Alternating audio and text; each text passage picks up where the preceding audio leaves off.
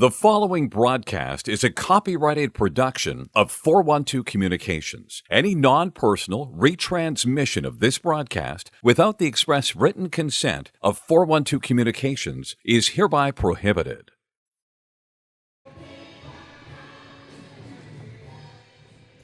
And good afternoon from Northeast Pennsylvania. We are in the town of Pittston, PA, between Scranton and Wilkes-Barre, inside the Revolution Ice Center, the home for the 2023 Eastern States Collegiate Hockey League playoffs, and you're watching live coverage here on the Delaware Hockey Network, and it's Championship Sunday as Pittsburgh takes on Niagara to decide who will go home as the 2023 ESCHL postseason champion.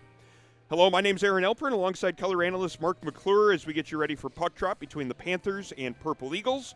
And Mark, it's 1 versus 2 for the title, and so far the tournament has held form, with the higher-seeded teams winning every single game this weekend. Yeah, unfortunately, Aaron, to some, we don't have some Cinderella story in this tournament so far. It's been some great hockey, but overall the two best teams coming out of the regular season meet here in the championship, Pitt and Niagara. They've had their battles along the way. They've had to fight to get here, but both have definitely earned the right to play in this game. They played great in their semifinal games yesterday.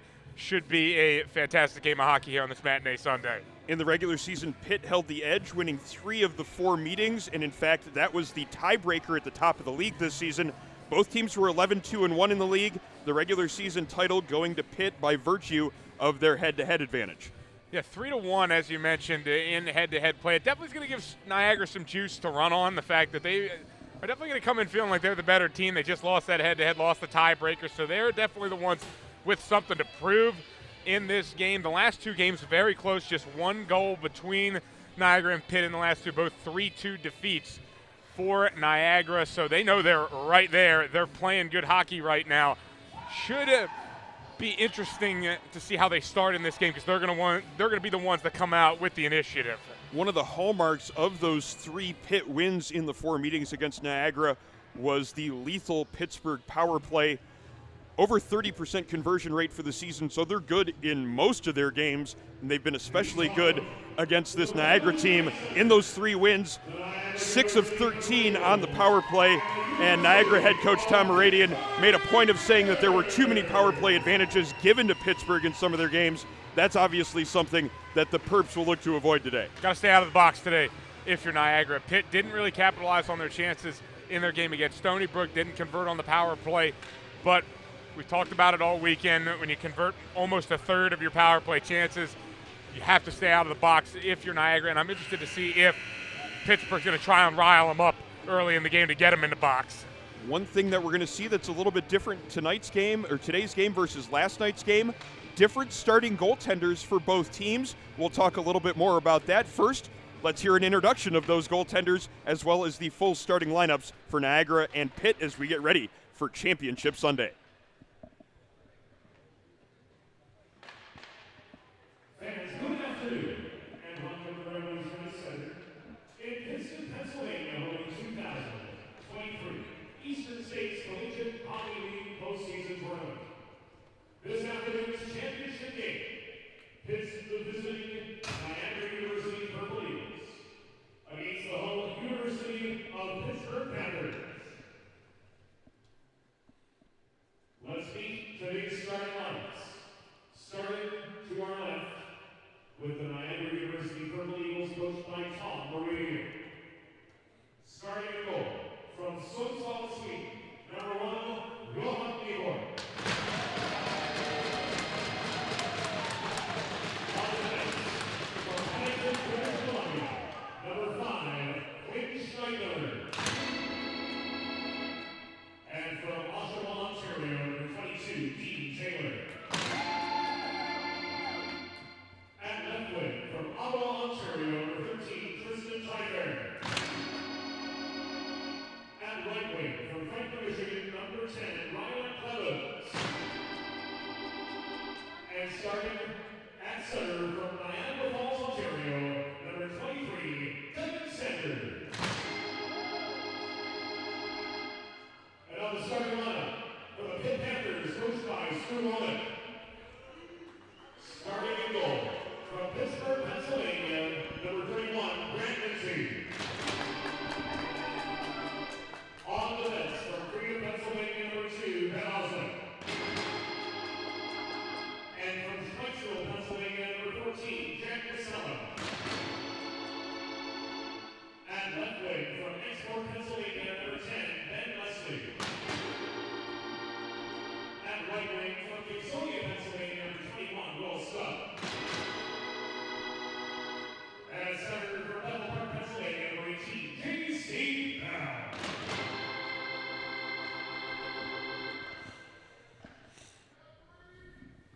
The ice officials for this afternoon's games appointed by the Eastern States Collegiate Hockey League and the American Collegiate Hockey Association are referees John Sandos and Carmine Petrano and linesmen Kevin Rasimovich and Brian Petrosiello.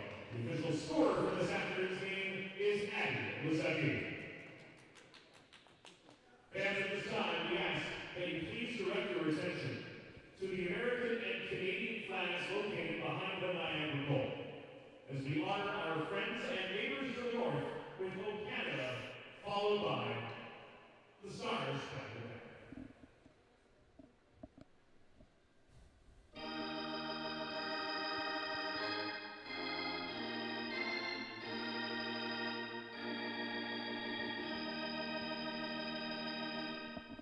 Oh, Canada, our home.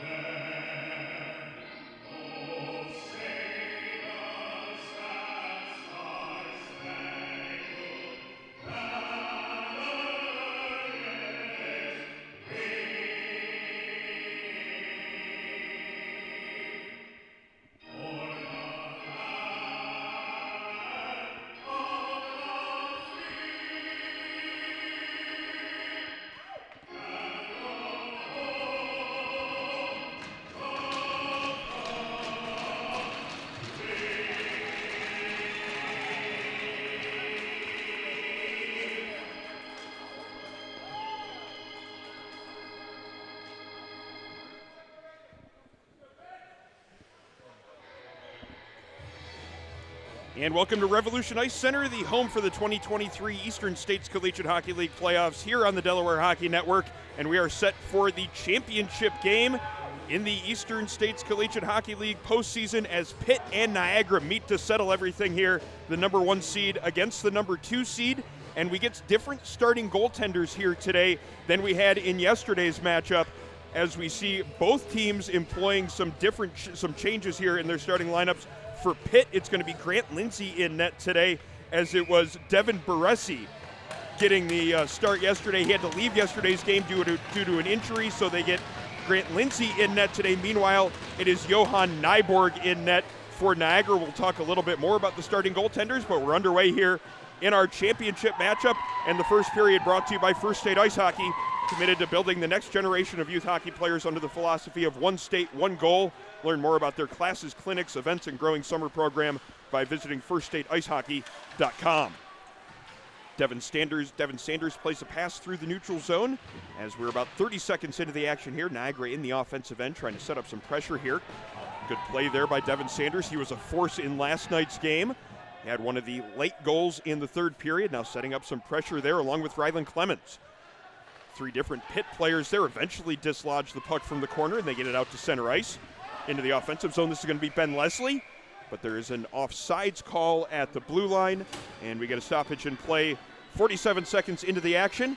Thank you for joining our broadcast here on the Delaware Hockey Network. Expecting this one to be a fast-paced affair right from the start. Both these teams like to get out and move. Yeah, don't expect any slow play. Expect quick shifts from both sides. Pitt likes to get numbers on and off. They got a really aggressive forecheck. If you watch yesterday's game for Niagara, you saw how quick they moved, but they're going to have to make the adjustment in this game because they're not going to spend 65% of the game in the offensive zone like they did against Rhode Island yesterday. Pitt now working here in the offensive zone. As that is Mark Loria moving it down low where he finds Brendan Johns. Pass comes out in front. Niagara player quickly to that. Davies getting the clear to the blue line, but it's a shot right in on goal. That one gets by the netminder, and Dan Larkin has the game's first goal. 1:16 seconds into the action. The Pitt Panthers on the board first. It's 1-0. And what a time to get your first goal of the season if you're Dan Larkin. Little shot in from the point. Don't know if that caught anything on its way home, but Nyborg clearly didn't see it well, and it snuck past him. Early lead for the Panthers, and that is the risk you take when you go with a new goaltender. Nyborg far from a backup, and he split time with Zell this year, but you're going to go ahead and you put a guy that just had a 29-shot shutout on the bench, and you go with Nyborg, and he clearly isn't into this game early. Yeah, Niagara has been using a 2-goaltender tandem all year long. The decision was made to continue that here this weekend, despite the fact that Zell had the shutout in yesterday's semifinal. The Swede, Johan Nyborg, getting the start here. And really what head coach Tom Moradian told us was that had an eye toward the national tournament that they will be going to win or lose here in this game. That decision was in part getting ready for that tournament, making sure that they have both goaltenders going in order to be successful at nationals. That's what they feel they'll need. Good save there by Nyborg on the wraparound attempt by Josh Ripp, one of the better forwards in yesterday's game in the Pitt win in the semifinals. Austin Robinson up ice now. He's got a little bit of room to operate. Fans on the shot, however, as he had plenty of room to let that shot go. Now Josh Ripp looks to move it back in the opposite direction for the Panthers. Robinson to Gilberts, back in across the blue line for Niagara. That shot is blocked. Pittsburgh getting the clear, now trying to get possession in the neutral zone, but it's going to be Taylor sending it right back across the Panthers' blue line. Pass is fanned on there, could be an opportunity. Player got tied up, though, was unable to get that pass across. And now moving it up ice is Connor Stewie for the Panthers. Stewie plays it around behind the net, coming in from the nearby position along the left wing wall. Mike Orban to keep it moving. But Schneidmiller moves it through the neutral zone where he's got Andrioli quickly into the offensive zone. Shot taken from the left wing wall, that one missing wide. Players pile up in behind the net as they try to find possession of it. Eventually comes free. Niagara has possession. Schneidmiller shot from the point, right in on goal. Save is made by Lindsay. The rebound ended up deflecting up into the air and then over the back of the goaltender. Eventually got played off to the side. Now ends up out of play on the far side. So a little bit more than 3 minutes into the action. Good pace so far. Pitt has the game's first goal. And both teams making some changes as they get ready for this faceoff in the Pitt zone. And Lindsay, doing a good job. Just feeling the puck early, knew where it was at. Lindsay 6-3-1 on the year, 353 goals against average, just under a 90 save percentage. So sliding in there, looking good in that first little threat that he faces in this game. Yeah, Pitt head coach Stu Relnick says he's been very good all year, and he's happy to have the goaltending situation that he does. Two solid netminders that get along and root for each other instead of the adversarial relationship where one hopes the other one gives up a goal so he can get in net.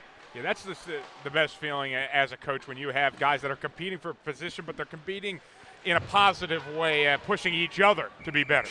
I think that's exactly the best formula to end up with the most successful goaltending tandem, not to have that kind of adversarial setup, but a relationship where they work together to improve each other's game. That just improves the overall team's game, at least in theory.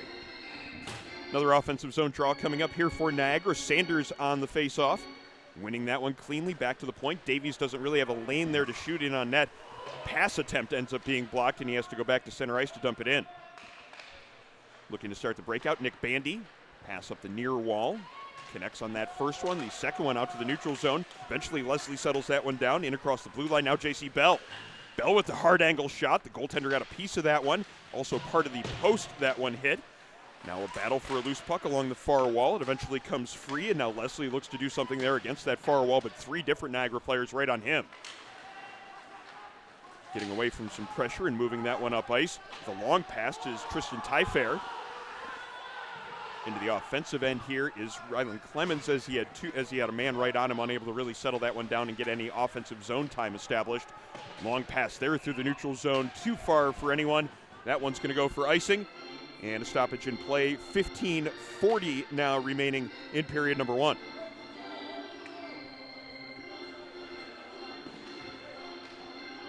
Face-off going to be to the left of the Swedish goaltender, Johan Nyborg.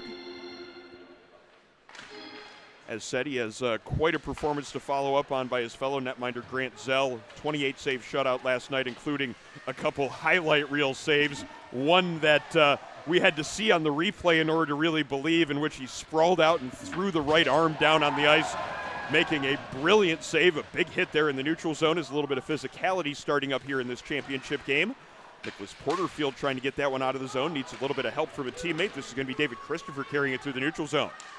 Through his legs and around the defenseman, pass out towards the slot. That one goes off the post and comes back through the netminder's legs. That was a scary moment for the Pittsburgh netminder, Grant Lindsay. Fortunately for him, though, he found where that puck was, and it was outside of the goal line. Threw that catching glove over top of it. Got a whistle, but kind of a little bit more of a wide-open affair here in this one than maybe we've seen all weekend. Christopher played that one in towards the net front. It caught a skate, not a stick, as it went out towards the goal. And Lindsay lost it, didn't know where it was. It hit off the post, came back towards his pads, but he was able to recover it and cover it for a whistle. Stop anything nefarious from happening there. Christopher and Rip for that draw. This is that line that was so effective yesterday for Pittsburgh. Josh Rip alongside Aldrich Farag and Edward Pezzo. They had goals 1, 2, and 3 for the Panthers yesterday, and every time they came over the boards, they seemed to be generating scoring opportunities as well as havoc in the offensive zone. Really see the chemistry that line has developed as they've worked together all the second semester. Playing a little bit defense right now in their own zone. Farag finding a loose puck. It could be a 2-on-1 setting up here. Good play as he tried to get that pass across to Pezzo. Dean Taylor not allowing that pass to get across, though. No, that's exactly what you were talking about, though, Aaron. That line creates plays just like that. They're working in the defensive zone. They create a turnover at the blue line and turn it into a 2-on-1, even though that one was stuffed. You're not going to stuff it every time. You see all those scoring opportunities that line's able to generate today. And Pitt liking to keep those shifts short. They were out there for 30 seconds, generated that one chance, and now another line is out over the boards, creating opportunities themselves. Larkin letting that shot go. Save is made by Nyborg. Puck comes back through the neutral zone. Larkin hunting that one down just inside his own blue line. He starts the breakout with a pass into the neutral zone, but that one is deflected off the stick of Mike Orban into the rafters, and we get a stoppage in play. Pitt getting another line change as we see that strategy continuing to be employed. Keep the shifts short, keep the legs fresh, keep the energy level high. And it's working so far through these first 6 minutes and change. They're definitely commanding the pace of this game. spending more time in the offensive zone than the defensive zone. And Niagara going to need to counter that a little bit. They've had a couple scoring chances of their own, but they've come few and far between. Shot in on goal, quickly covered by the Pittsburgh netminder, and we'll have an offensive zone draw for Niagara. And if you've been injured on the job or in a car accident, you know how challenging and overwhelming the recovery process can be. That's why having a trusted and caring representative by your side is essential to helping you navigate the complex world of workers' compensation and personal injury. The Law Office of Long and Greenberg will guide you through every step of that process, from filing your claim to representing you in hearings and appeals. Call the Law Office of Long and Greenberg, 302-466-LONG. Quick scoring opportunity developed off the faceoff. J.C. Bell letting a snapshot go, and a great glove save made by Nyborg, as it seems the Niagara netminder starting to get his footing here in this game. That save, certainly his best one of the game so far, and showing that maybe that first one is not any reason for concern for his teammates. You know, that was a mistake, though, on the other end, because Niagara actually won the draw, but a D-to-D pass, Davies didn't think it was coming, and he just let it go past him, and it turned into that chance from the top of the left dot. Thinks that Niagara's going to need to clean up. You can't afford mistakes like that, because more often than not, they end up in the back of your net. Pitt winning this faceoff and now trying to set up here in the offensive zone. It comes around to the near point. Rotolo keeping it in. Now it's going to be Leslie trying to make sure it stays inside the offensive zone, but Andriola makes a pass out to center ice, and now it's dumped into the offensive end by number 24, that being the defenseman Seth Coulter. Comes back to the point. Coulter retreats into the neutral zone as the Panthers move it through center ice. Coulter now making a pass up to Gilberts along the right wing wall, but he had to dig it out of the boards before he could carry it in over the blue line. That ends up resulting in a teammate going off sides, so we get a stoppage with 12:52 to go in the period. Faceoff coming right along the Pittsburgh blue line.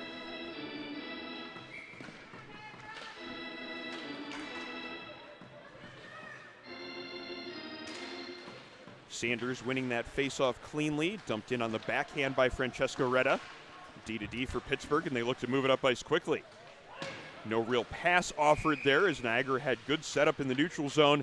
Tried for that soft flip pass over the defense, but that one ended up going far enough for an icing. And we'll have a draw coming up in the pit zone. This one will be to the glove hand side of the netminder Lindsay.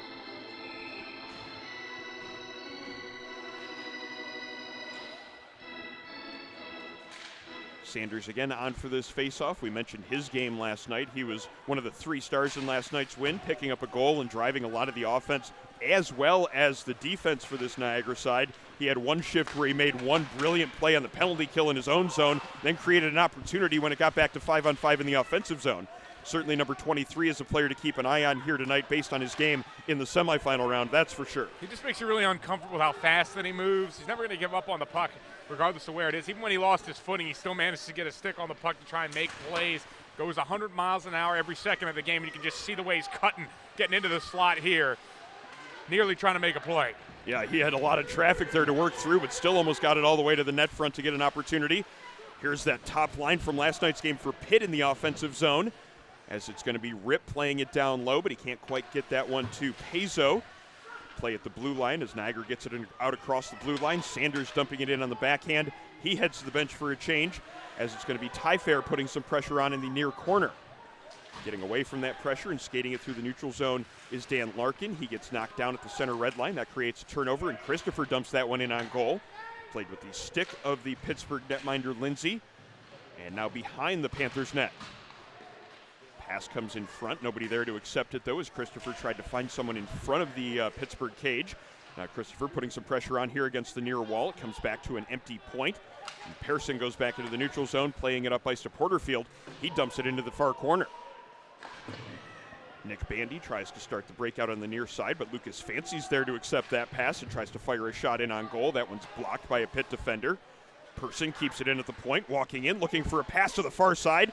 Just unable to settle that one down and get a shot away was the forward on the far side, Lucas Fancy. Ended up making a decent pass over to the near side. Still no real shot opportunity created from that. Under 11 minutes to go in period number 1 as Lucas Fancy carries it up the right wing. Lets a shot go through a bit of a screen that was set up in front of the goaltender. Lindsay has a pretty good bead on that one, though. Makes a good save to keep this one a 1-0 game in favor of the Panthers. Niagara's starting to get a couple more shots on Lindsay, starting to feel the puck a little bit more. Last play by Pearson nearly set up a chance for Fancy. Pearson, my type of defender, as you mentioned, a playmaking defenseman that sets up a lot of scoring chances, setting up with 23 assists this season. This is what the hallmark of the Niagara roster is the depth of it, no matter whether or not it's lines 1 through 4 or any of the defensemen that are out on the ice. They all contribute to what this team does and can do offensively and defensively, and really the buy-in from the full roster to know that a lot of these guys were either the best or second best player on their team, on their previous teams, and to buy into whatever their role here is on this roster, knowing that everybody in the lineup needs to be contributing, is something that head coach Tom Radian says is 100% important towards his team being successful. They're getting back here defensively as with speed into the offensive zone is J.C. Bell for the Panthers. Has some pressure on him so he can't get a shot off on the near side, circles the net, and that pressure continues. Ends up losing control of it, but he gets a shot away from the bottom part of the circle. Quick opportunistic opportunity right there. He rips a hard snapshot past the netminder Nyborg. It is 2-0 at the 10-minute mark. I mean, this is just picking a spot and hitting it. Great job working in behind there from Bell. The puck got lost, but the forecheck we talked about from Pitt creates chances and finds stick again and fired in near the top corner past Nyborg for Pitt's second goal of the game. Bell and Leslie there doing the work down low. It was Bell that carried it in and was being just harassed the entire time he had it down low. He lost control of it, but it ended up coming right back to him after Leslie made a good play along the back end wall. Bell making no mistake on that opportunity, and then a little bit of physicality after the goal to add to the momentum here for Pitt. They have the 2-0 lead, and they're looking to ride it here through the middle of this first period. Puck up in the air as it's just inside the Pitt blue line. Back through the neutral zone, Schneidmiller picking it up along his own blue line.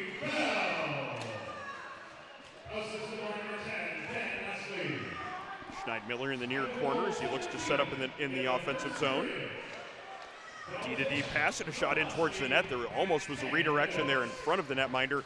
Schneidmiller down from his point position, couldn't quite get the stick on that. Andrioli going forward but losing his balance, then loses control of the puck just inside the Pitt blue line. Has it again though, and now some room to get it down low. Chasing after it, and he bangs against the backboards against Ben Oslick. Oslick getting the better of that one and sending a pass up the far boards, but it's kept in by the defenseman Person. Person steps around one man, fires a shot. That one blocked by a Pittsburgh defender. That one ends up on the stick of Ty Fair below the goal line now, and he gets that one along to his teammate there as trying to set it up something in front of the net is Devin Sanders. Puck in the slot again. Sanders gloves it down, trying to keep it in, but loses control of both the puck and his stick. And now Peso has it in the offensive zone, looking for that pass across. He had Varag in the slot. Great save. Nyborg sliding from right to left, making the pad stop, denying Varag his second goal here of the weekend. But his line mates pick him up there in the aftermath. A quick back and forth play in front of the net. The pass coming from Peso across to Rip, and it's in the back of the net. 3-0 Pittsburgh. We're not even 12 minutes into the game yet. Make the extra pass. That's what Peso did right there. Look at this little backhand pass. Are you kidding me? That was right on the tape and a beautiful goal. They got denied on the last one. Nyborg with an insane save to get the pad across. And then that one right there.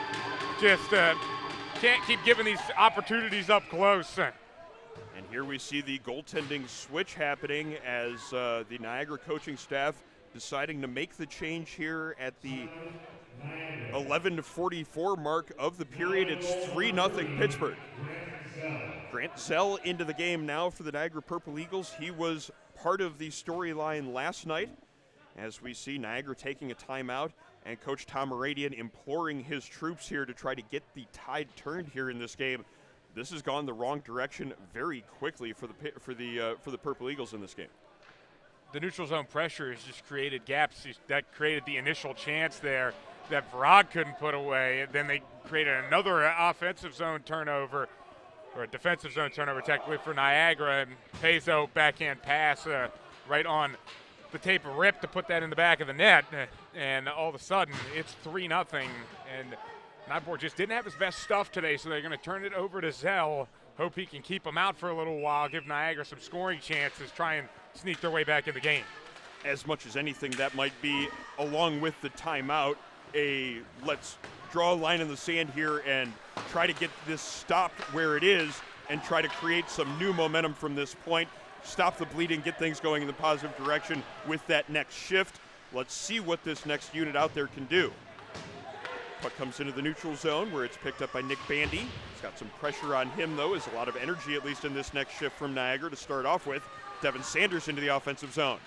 Tries to stick handle through the middle of the ice, losing control of it as the puck is played back into the neutral zone. Coulter going back to pick it up.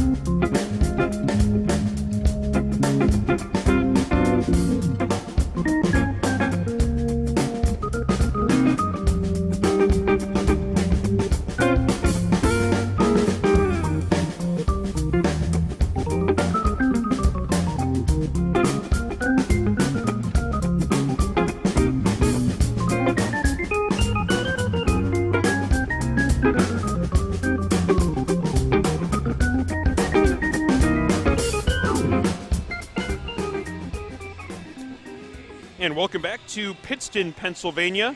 We are at the Revolution Ice Center, home for the 2023 Eastern States Collegiate Hockey League playoffs right here on the Delaware Hockey Network. Time for our intermission report as we are 20 minutes into our action here in our championship game in the ESCHL postseason. Pitt and Niagara. Pitt with the 3-1 lead after one period of play, and they had a 3-0 lead at one point mark, as they started off as clearly the faster team here in this game, and it was the defenseman Dan Larkin getting things started with his first goal of the season, that one coming at the 1:15 mark very quickly into this game. Picked a great time to get his first one of the year. Yeah, on the first shot for Pitt all day, just a wrister from the point, and Jonas Nyborg, the starting goalkeeper for Niagara today, just didn't see it, and it just snuck right through him. Johan Nyborg ended up giving up 3 goals here in this game that was not locked in at the early part. As you can see, Pitt didn't make it easy for him. They worked it around there after Bell lost it, got it back after the Ben Leslie forecheck, scored that goal. And then this turnover in the defensive zone. Pezo back to Rip. Goal. That line has been the destruction crew all weekend for Pitt, getting their 4th goal combined in 2 games. And then that led to a timeout for Niagara, and we both talked. We thought that was the turning point in this game.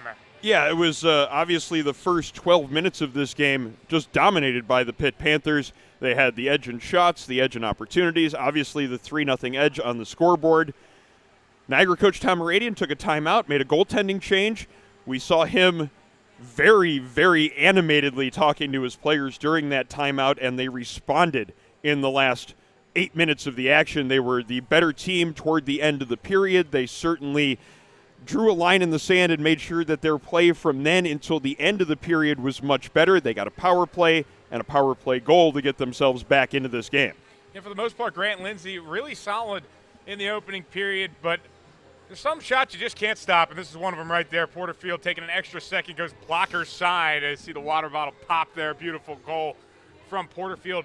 And after that, the chances definitely skewed towards Niagara. Those last 3 minutes, they had Pitt on the edge a couple of times. They were very close to even making it 3-2 at a couple moments there with under a minute to go. And we saw a definite change in energy from the Niagara team. Initially, from that timeout, there was a little bit of a change in energy, but we really saw it after they got that power play goal. There was a ton of life in the steps of all of the Niagara players out on the ice, and you could see that they had definitely gotten a lift from not only the response to the way that they started the game, and then they, after the timeout, the response that they had, but then that power play goal. They were really good after that one, and I think they have at least a little bit of momentum coming into period number 2, even though they do trail by 2. Should be a lot of positivity in this intermission talk for Niagara. No one's adopting a defeatist attitude because they came out after that timeout. They played really hard for the last 8 minutes of that period, but they have to come back, and they know that they're going to be playing catch-up. And I think a really important part of what we're going to see from Niagara is Grant Zell, because he's got to keep that net locked down for Niagara if they want an opportunity to come back, because we talked about how potent Pitt's offense can be, and they haven't even had a chance to work on special teams at this point. No power plays for Pittsburgh. Yeah, Grant Zell, part of the star of the semifinal win. Niagara trying to keep their 2 goaltender tandem intact here in this finals weekend. So they played both netminders, but ended up having to make the goaltending change here in this one. Zell made 28 saves in a shutout yesterday. He's made all the stops that he's had to in this short period of time that he's been in this game today. He's probably going to have to be perfect from here on in if his team is going to come back in this game. You always talk about the next goal being the most important, and it really is in a game like this. If Pitt reopens it back to 3, that's a really tough comeback to make. But if Niagara can get on the board, make this a 3-2 game, then you have pretty much a new game, even though they would still be down 1 because Niagara would have all the energy, scoring 2 unanswered. Kind of a rare moment where the team that is 2 goals ahead has to have a little bit of a response right now, but we'll see exactly how Pitt comes out to start the second period, as I think their first few shifts will be important, as it will dictate how this game is played out from here until the conclusion of it. That should about wrap up our intermission report, as we're about 3 minutes away from second period action. Going to take a short break here on the Delaware Hockey Network as we get ready for second period play. Panthers leading 3-1 after 20 minutes. Bridges have connected people for centuries. When it comes to helping small businesses build bridges with the people they serve, there's a new gold standard. 412 Communications offers a uniquely comprehensive array of media solutions to help your brand establish and maintain strong, lasting connections with your clientele. Watching the game or tailgating with friends? Score big and serve in style with Primo Hoagies party trays and sampler platters. There is no bigger crowd pleaser than Primo Hoagies, made only with the highest quality Thuman's meats and cheese, sliced fresh to order and served on Primo's award-winning seated rolls. You get the best tasting hoagies in the area and save yourself the prep time. Stop into your local neighborhood Primo Hoagies on Baltimore Pike in Kennett Square, Pennsylvania, or order your tray online at primohoagies.com. It's not just a hoagie, it's a Primo. Think about it. The trash and recycling bins in our homes, even with normal use, are places where harmful bacteria like Salmonella and E. coli can multiply by the thousands. But like anyone, you want to keep your home and your family as healthy as possible. Delaware Trash Can Cleaning can help. They sanitize your trash cans with high-pressure hot water jets that can kill over 99% of the germs and bacteria in your cans in just a few minutes. To schedule your first cleaning, call 302-310-9075 or visit DelawareTrashCanCleaning.com.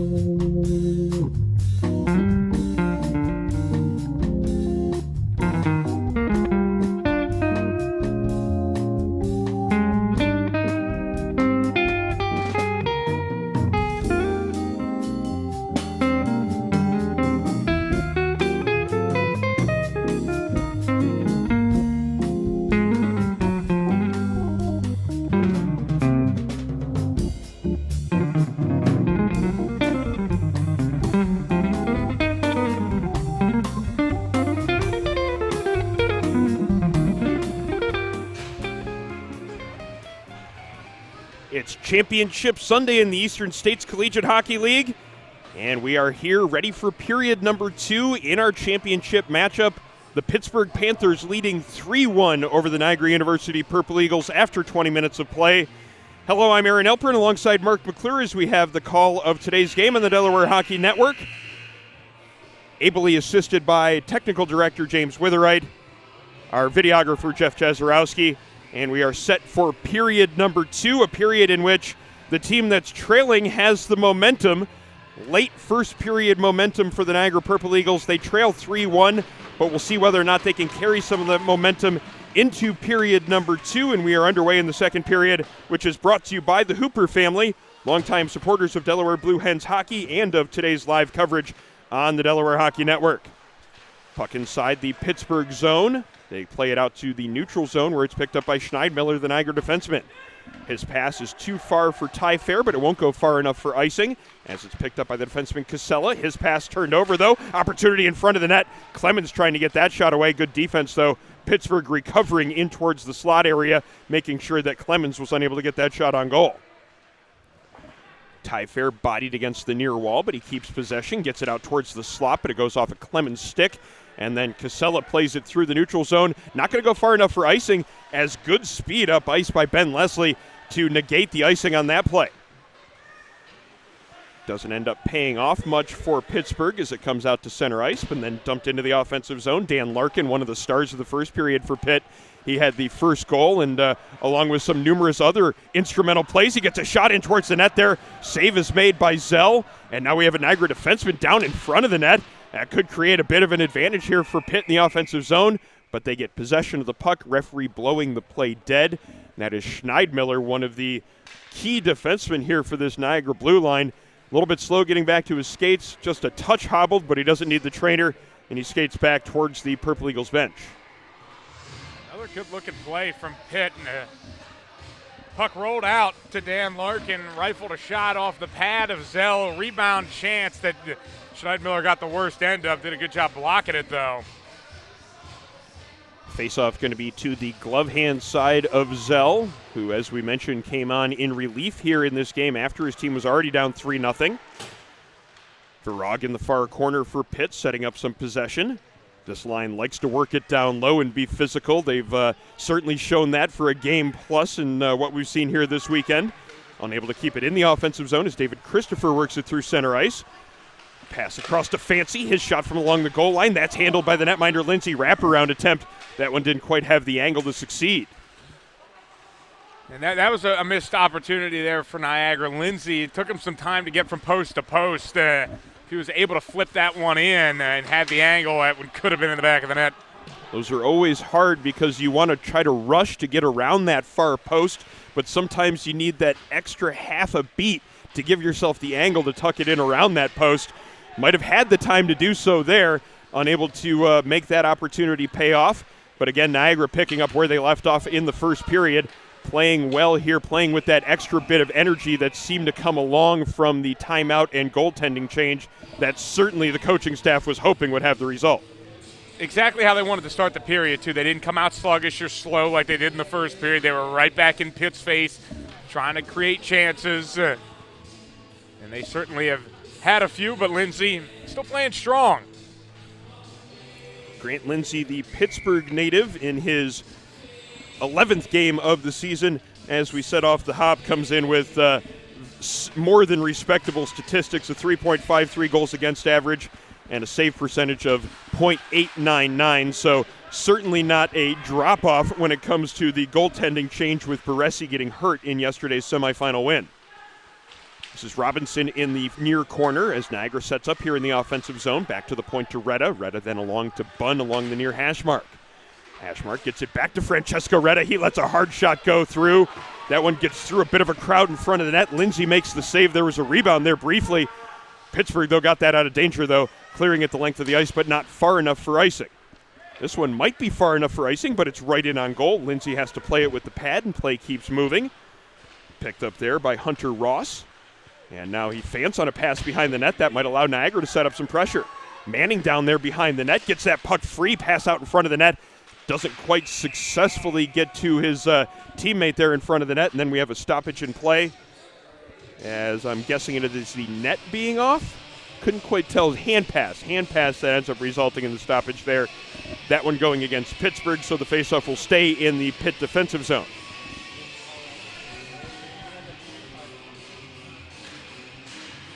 Faceoff comes to the near boards. Sanders keeps it moving, and he slides it along to Clemens. Clemens now finding more room there below the goal line. Back to the point to Taylor. Taylor now back to Clemens. The two of them playing catch with it there. Taylor wants to find a shooting lane. Doesn't have it as Ben Leslie pressured him into a quick shot. Got the deflection up into the protective netting. And we get another stoppage. 16:35 to go in the second period. 3-1 still the Pittsburgh lead. But this Niagara team certainly starting to chip away at any sort of the momentum advantage that Pittsburgh might have with that lead. And they're continuing to crowd Lindsay in front and not comfortable in the crease. Looking for that deflection in front or just possibly a chance to poach a rebound. We've seen him let a few out. That's been the one thing that he has done is he's dumped the puck a couple of times, and we'll see if Niagara can take advantage of that at some point in this game. Great pass by the netminder Zell as he banks it off the neutral zone boards up to Sanders. Almost ends up with an assist off of it as Sanders looked to set up Clemens at that far post. Clemens now finding possession, getting it to Schneidmiller. Good to see him back there on the ice after he took that hard block shot in his own zone on his last shift. Save is made by Lindsay, and he covers up for no rebound. 16:13 to go in second period action.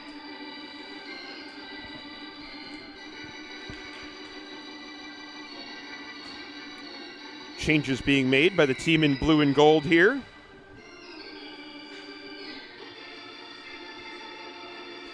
It's going to be Sanders on for the faceoff for Niagara. He plays it forward. He might have an opportunity in front of the net. Couldn't quite get that stick free to get a shot away, though, as his opposing center tried to tie him up on that draw. Davies at the point, fans on a pass, but still has control and a chance to get it down low.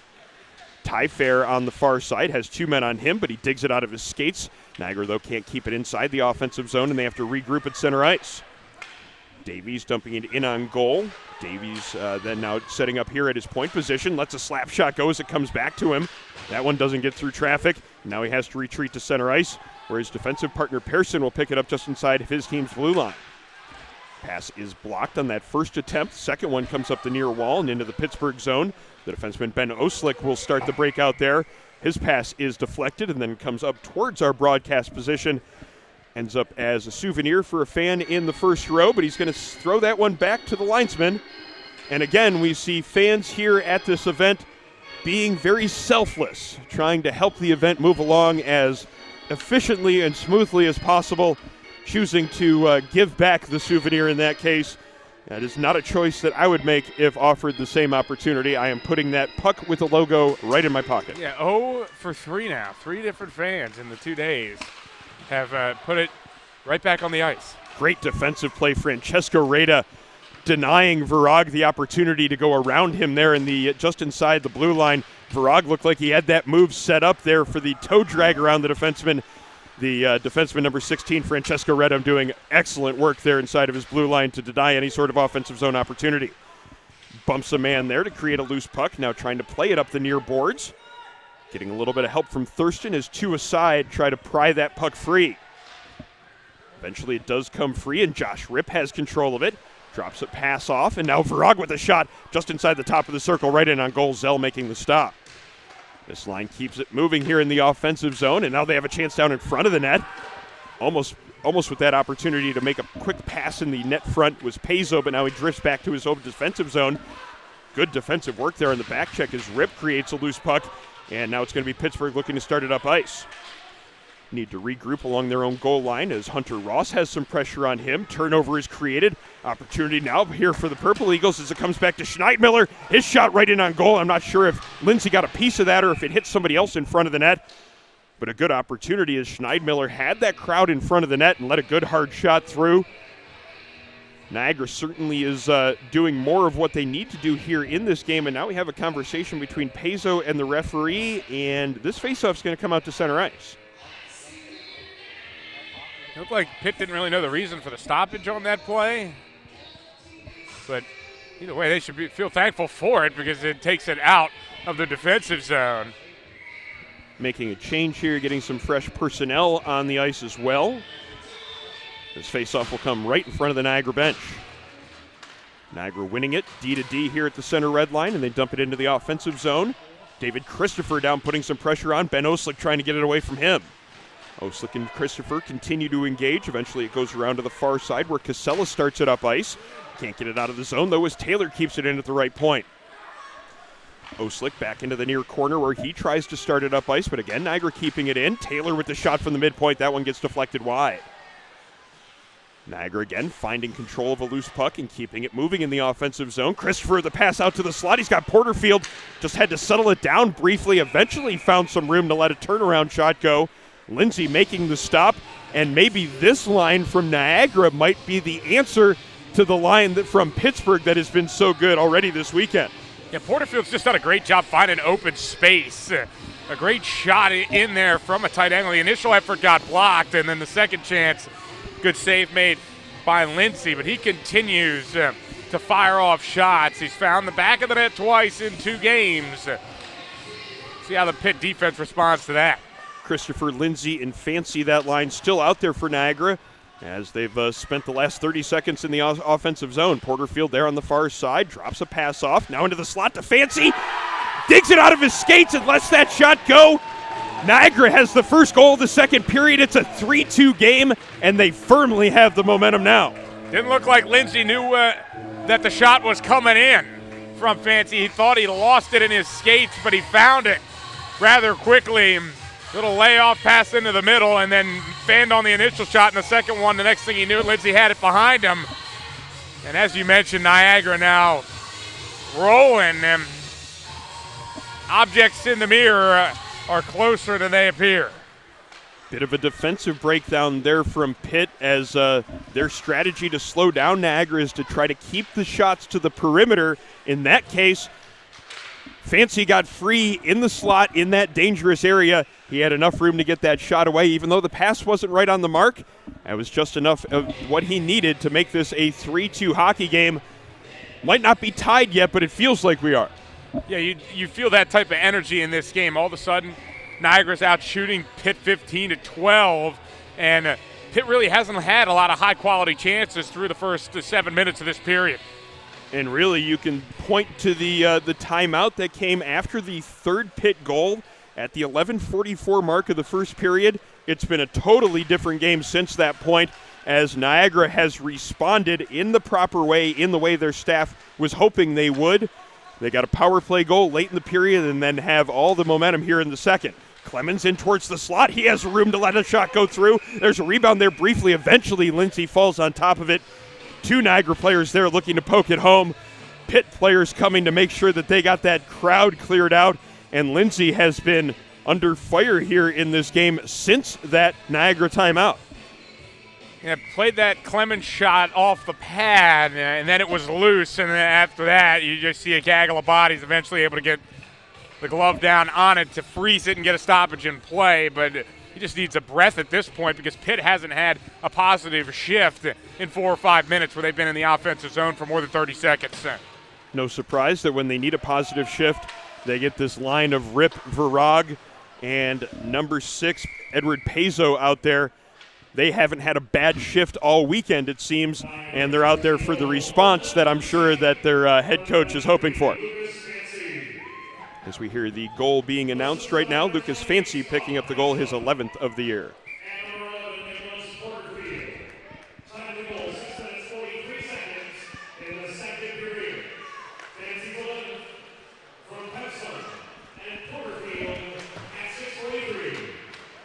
Pearson's second assist of the game. Porterfield picking up his second point as well.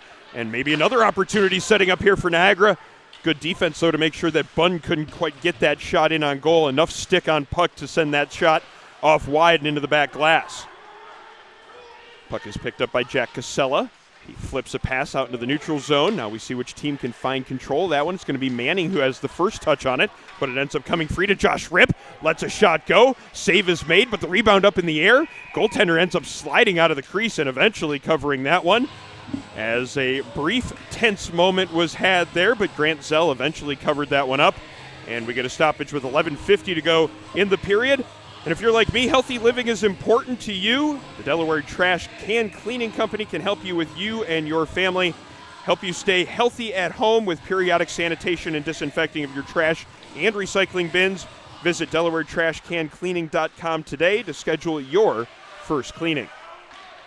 Puck in the neutral zone. David Bunn carries it in across the Pittsburgh blue line. Puck comes towards the slot. Now Bunn has it again here at the top of the circle.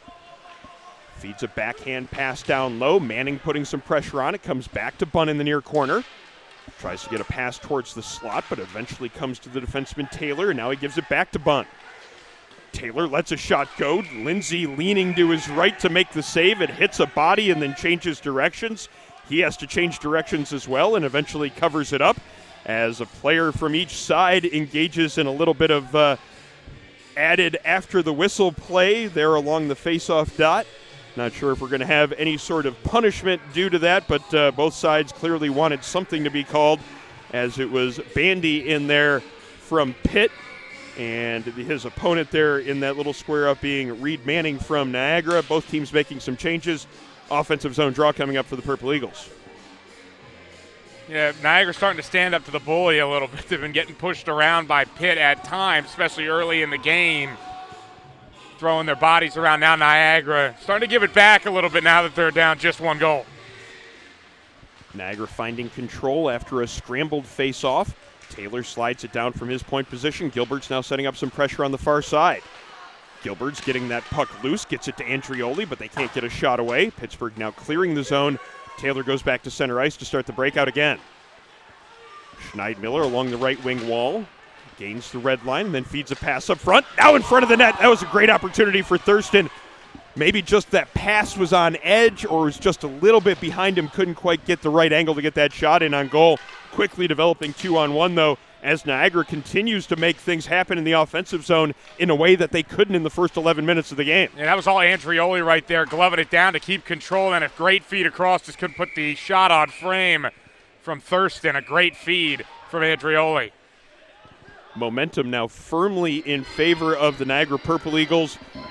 The shot count might read that Pitt has a couple here in this period. I think 3 in this period officially, but they haven't spent a whole lot of time in Grant Zell's zone here in this second frame, and Niagara seems to have all the life in terms of the way they're playing this hockey game at this point. Yeah, these 9.5 minutes have been spent pretty much down here in Pitt's defensive zone. A lot of forechecking pressure from Niagara, preventing them from getting any convincing clears, and they haven't had any breaks where they've been able to put pressure on Zell. And even that top line that we've talked about creating so many chances, they have just one shot, the Virag shot from the high slot. Pitt being allowed to make a change here as there was a little bit of a discussion about whether or not that would be allowed. And it is the Rip, Virag, and Pezzo line coming out here for this next shift, facing off against what appears to be the top line so far here in this game for Niagara, that being the Christopher group. Davies coming in from the point. He drops a pass off to David Christopher. Now back to the point to Pearson. Crowd in front of the net. Pearson's shot just barely missing the near post. Ends up going off the back glass and then coming out the other side. Lindsay has to be quick to slide over to cover that one up, and he does so now. 10:19 to go in the period. Again, Pitt employing those quick shift changes as a new forward unit comes out after that group was only out there for about 20 seconds. This is going to be Keller on the draw against Christopher. Play comes off towards the far boards, and Fancy feeds it down low where he tries to get it to Porterfield, just a little bit too far for him. And now he battles with Oslick for a loose puck. Davies with a shot from the point that hits a knee of a player in front of the net, goes wide. Back out at center ice, Niagara finding possession again.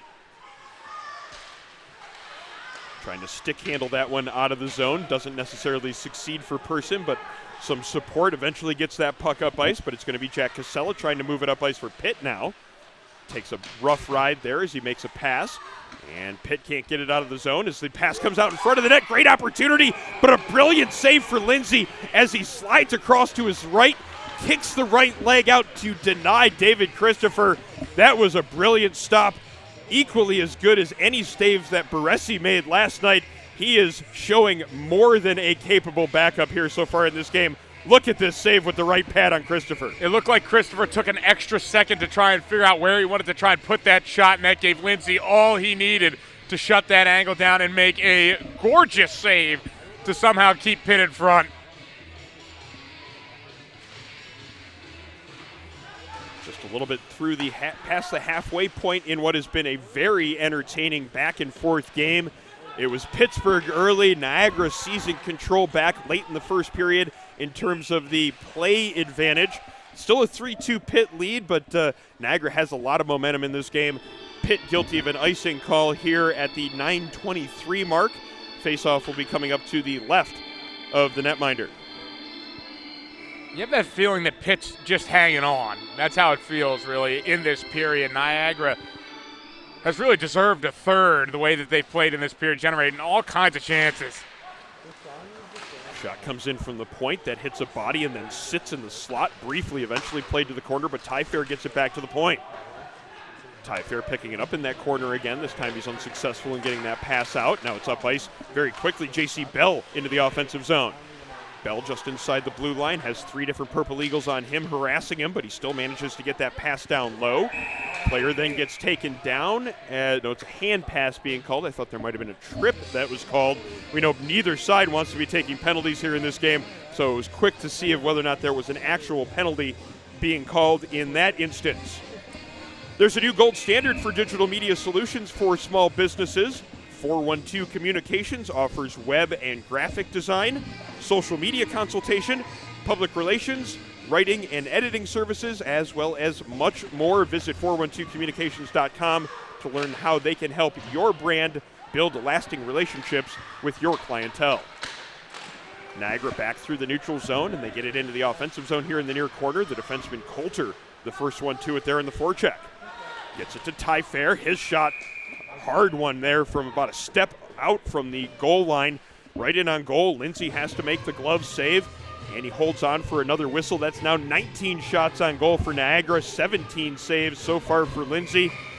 He's been good, but he's going to have to be just as good from here on out, as it seems the Niagara attack just keeps on picking up steam as the game goes on. Yeah, at the same time, Pitt's defense just seems a step slow, closing down some of these shooting angles, and just slow reacted to the puck out in front. They're going to need to clean that up quickly because Niagara really feels like on the brink of tie in this game. One of those situations where it's almost time to circle back to what the original strategy was. Remind the team that the idea here is to slow them down as much to the neutral zone as you can, because this Niagara team plays with a lot of speed and transition. And then when it's in the defensive end, got to keep everything to the perimeter. Niagara's had far too much room to work in the interior of the offensive zone. And I know that the Pittsburgh coaching staff would look to see their team get things changed in that regard over the next 8 minutes of this period and then the 20 minutes of the third period. They find a loose puck and move it up ice quickly. This is Peso across the blue line, quickly surrounded by two different Purple Eagles, and they force a turnover. Now they look to move it up ice themselves, but they come in just off sides. Schneidmiller letting that shot go right after that whistle coming in. Maybe it was expected to see some sort of response, but it's players away from that play actually bumping each other. And that's Manning again. That was involved in that previous exchange where he was tied up with a Pittsburgh player for an extended period of time after a whistle. And Pitt now making some changes, again getting a fresh group out there. Certainly a smart way to play in the second period with the long change. Make sure you don't have a forward unit that ends up getting stuck out there for too long. Certainly the way that the last 15 minutes of game time here has gone, it's been a lot of Niagara in the offensive zone. You want to make sure you don't have tired people out there playing defensively every time you have a chance to make a change. They have gone ahead and made that change so far here in the second period, have the Pitt Panthers coaching staff. It's just a smart way to play, because if there's an opportunity for a pass into the neutral zone for Pitt, they have fresh legs trying to make that press forward. Connect on a pass there as it goes off the far boards and then played into the offensive zone by Connor Stewie. Now some pressure being set up there by Matt Miller, but he can't keep it inside the zone. It comes back through center ice. Oslick gains the blue line, dumps it into the far corner. The first one, too, it's going to be J.C. Bell. Bell tries to step around his man there and add to his goal total. He had one of the first period goals for the Pitt Panthers. Now he's setting up more in a defensive posture as Niagara looks to start their breakout with Schneidmiller. Loses control of that one, and now Porterfield plays it back behind the net where Taylor will pick it up. Taylor goes D to D. Schneidmiller changing directions, two directions actually there, as he went first back behind the net and then changed directions and gave it back to Porterfield. Can't get it out of the zone, though, as Porterfield's pass hits a stick, and he has to go back to the far corner before he gives it to Taylor. That one hits the body and goes up in the air. A little bit of difficulty here for Niagara to get that puck out of the zone, but they still have possession. Finally, they do get it out to center ice. They might have numbers here. Fancy just couldn't quite bat that one down to get in on sides, and then we have the offsides call that's made. 6:37 to go in the second period. Both teams will make a line change. Now, faceoff will come all the way back down into the Niagara zone because that original pass was the long beer league special lofted pass through the neutral zone that ends up resulting in the offside. So it starts where the original pass was from, deep in the Niagara zone, as they do get allowed to make a line change. Sanders winning this faceoff. They can't get the breakout successfully up the near side, and it's kept in at the point. Eventually it's going to be moved up ice. This one, though, should go for icing. A little bit of a debate there from the Niagara players, but the icing call is made, as it was ruled that Hunter Ross got to the hash marks before the Niagara forwards. That's not going to stop the Niagara players from pleading their case. Nonetheless, the faceoff comes back into the Niagara zone. Make a truly all-American meal the centerpiece of your next team event or special occasion. Sid's Barbecue and Jerky in nearby Claymont, Delaware can cater your next group event, offering pulled pork, brisket, and barbecue chicken on a daily basis, along with a variety of sauces and sides to please any appetite. Visit them online, sidsbbqandjerky.com. Approaching 6 minutes to go in second period play. It's still a 3-2 lead for the Pitt Panthers, but it's been a much more Niagara-centric period of play for certain. They lead in shots on goal 19-13, and they've spent a lot of time in the offensive zone from the late first period in through this second period as well. They're in the offensive zone again. This is Rylan Clemens at the point trying to get that shot through. Good block by J.C. Bell. Now he tries to hunt it down in the neutral zone. Quickly up ice come the Purple Eagles, and they get it into the offensive end. Pittsburgh pass that was turned over. Ty Fair now trying to set something up. Couldn't quite get that one to Sanders in the far circle. Sanders takes a bump, but he gets that one to Clemens. J.C. Bell takes that one away from him and then throws a pass off the near glass into the neutral zone. Francesco Retta picking it up there for the Niagara Purple Eagles. Retta to Davies, and then Davies makes a pass, and he finds someone right in front of his bench. In across the blue line as the player gets taken down. That's Devin Sanders heading to the bench. No call coming after he got knocked down in the neutral zone. Niagara's doing a good job stopping that long stretch pass up the boards that Pittsburgh's been living on these last 2 games. That's creating those odd man rushes. But a fluky-looking goal sneaks past Zell as the shot came in. Zell made the save, but it snuck through. Had enough momentum on it before it got to the goal line to get over the goal line. And it's number 28, Ian Keller, making this one a 4-2 game in a rather strange way at that. You see Keller picking it up there on the far wall, letting the shot go. Zell's just a little bit off of his position there. He made the stop, but he was a little bit off towards the post. It ends up fluttering through him and then off across the goal line. And in a surprising turn of events, it's now 4-2 Pittsburgh, even though it had been Niagara with a lot of momentum here in the second period. Yeah, I'm interested to see if that caught a deflection in front, because it looked like it was a little bit awkward. It came high off, looked like almost the tip of the glove of Zell, and then just fluttered in behind him. With easily the most frustrating goal to give up. The puck went pretty much a glacial pace to get behind him there, in a frustrating way to give your first goal of the tournament. And now an opportunity to add to it, and they do just that. It's Aldrich Farag accepting the pass from Josh Ripp in the slot, goes to the backhand, puts it in the top corner. It's now 5-2 Pittsburgh. Bang, bang, 2 quick goals. The Pitt Panthers now have some separation here in this one. It's just a cruel game, isn't it? They played such a great period, letting a fluky goal like that just disrupts your focus, and the next thing you know, you're in an odd man rush against the only people on the Pitt team you don't want to be in an odd man rush against, because they have such creative passing, and the next thing you know, it's behind you again. And after all that hard work you did to cut the 3-0 lead all the way down to 3-2, it's back to 3 again. Under 5 minutes to go in the second period, and just when it felt like a nail-biter that was developing here with Niagara swarming in the offensive zone, creating chance after chance, Pittsburgh is the opportunistic team yet again, getting 2 quick goals and opening up a 3-goal lead yet again. If you're Niagara at this point, just got to take a deep breath and try and recollect yourself. There's no timeout to save you this time. You have to just settle it down to yourself. Someone's got to try and go out there and make the big play. Penalty coming up here.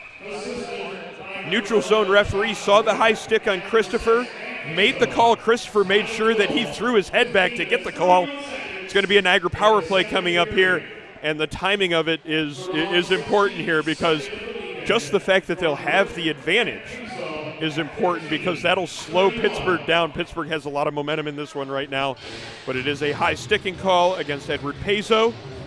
And now the power play coming up here for Niagara.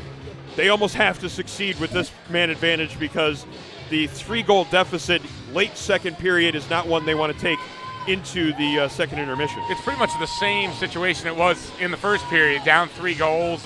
You got a late period power play. They converted on it in the first period to give them the momentum they needed. Can they do it again?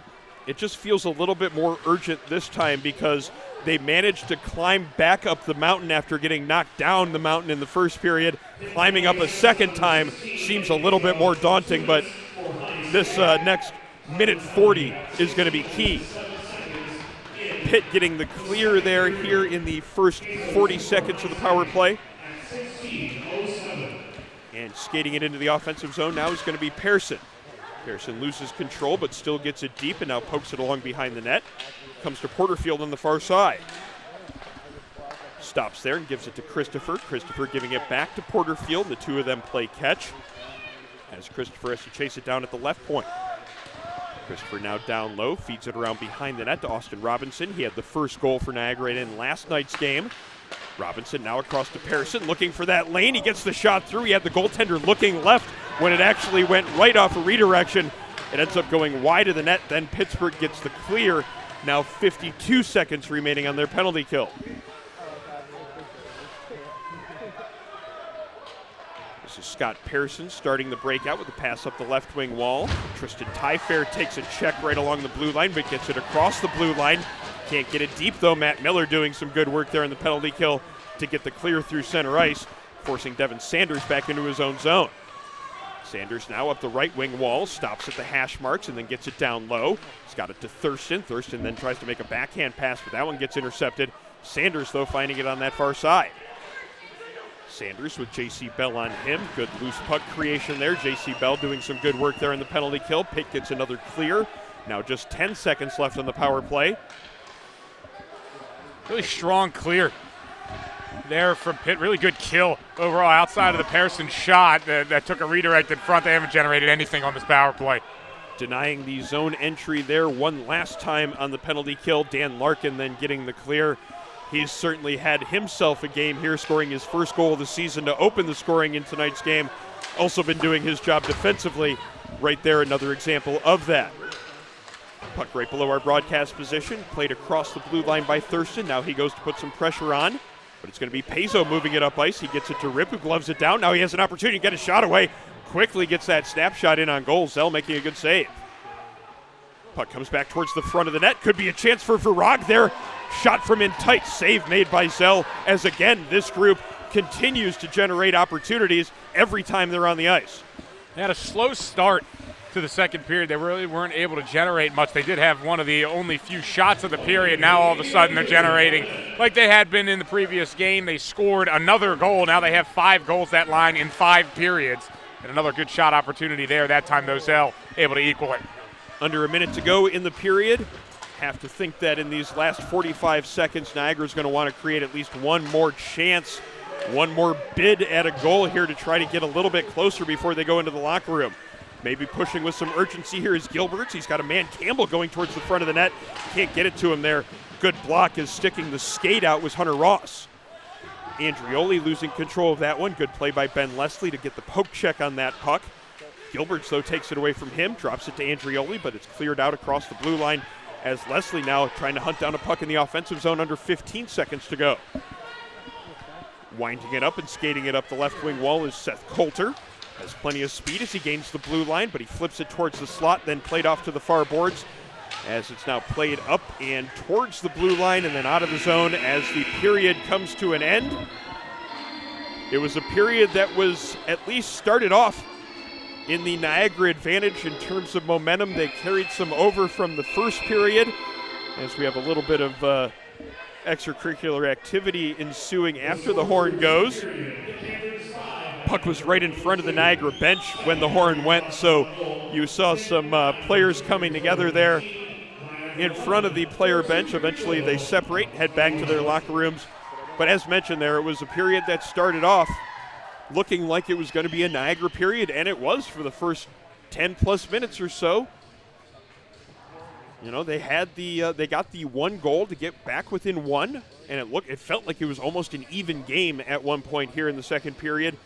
Pitt, though, found the opening they needed, got 2 quick goals, reopened the 5-2 lead, and now they have the convincing advantage going into third period play, but plenty there in the second period from Niagara to give them plenty to be have some hope with going into the third period. They're going to have to start the third period very quickly, however. It's a 5-2 score after 2 periods of play. The Pitt Panthers leading in the Eastern States Collegiate Hockey League championship game. We'll be back for the second intermission show in a few minutes. It's a 5-2 lead for Pitt here on the Delaware Hockey Network. Think about it. The trash and recycling bins in our homes, even with normal use, are places where harmful bacteria like Salmonella and E. coli can multiply by the thousands. But like anyone, you want to keep your home and your family as healthy as possible. Delaware Trash Can Cleaning can help.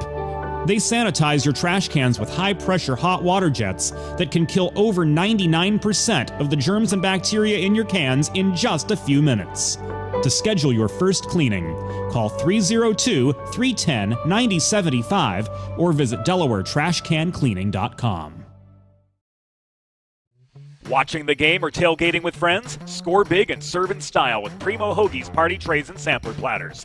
There is no bigger crowd pleaser than Primo Hoagies, made only with the highest quality Thuman's meats and cheese, sliced fresh to order and served on Primo's award-winning seeded rolls. You get the best tasting hoagies in the area and save yourself the prep time. Stop into your local neighborhood Primo Hoagies on Baltimore Pike in Kennett Square, Pennsylvania, or order your tray online at PrimoHoagies.com. It's not just a hoagie, it's a Primo.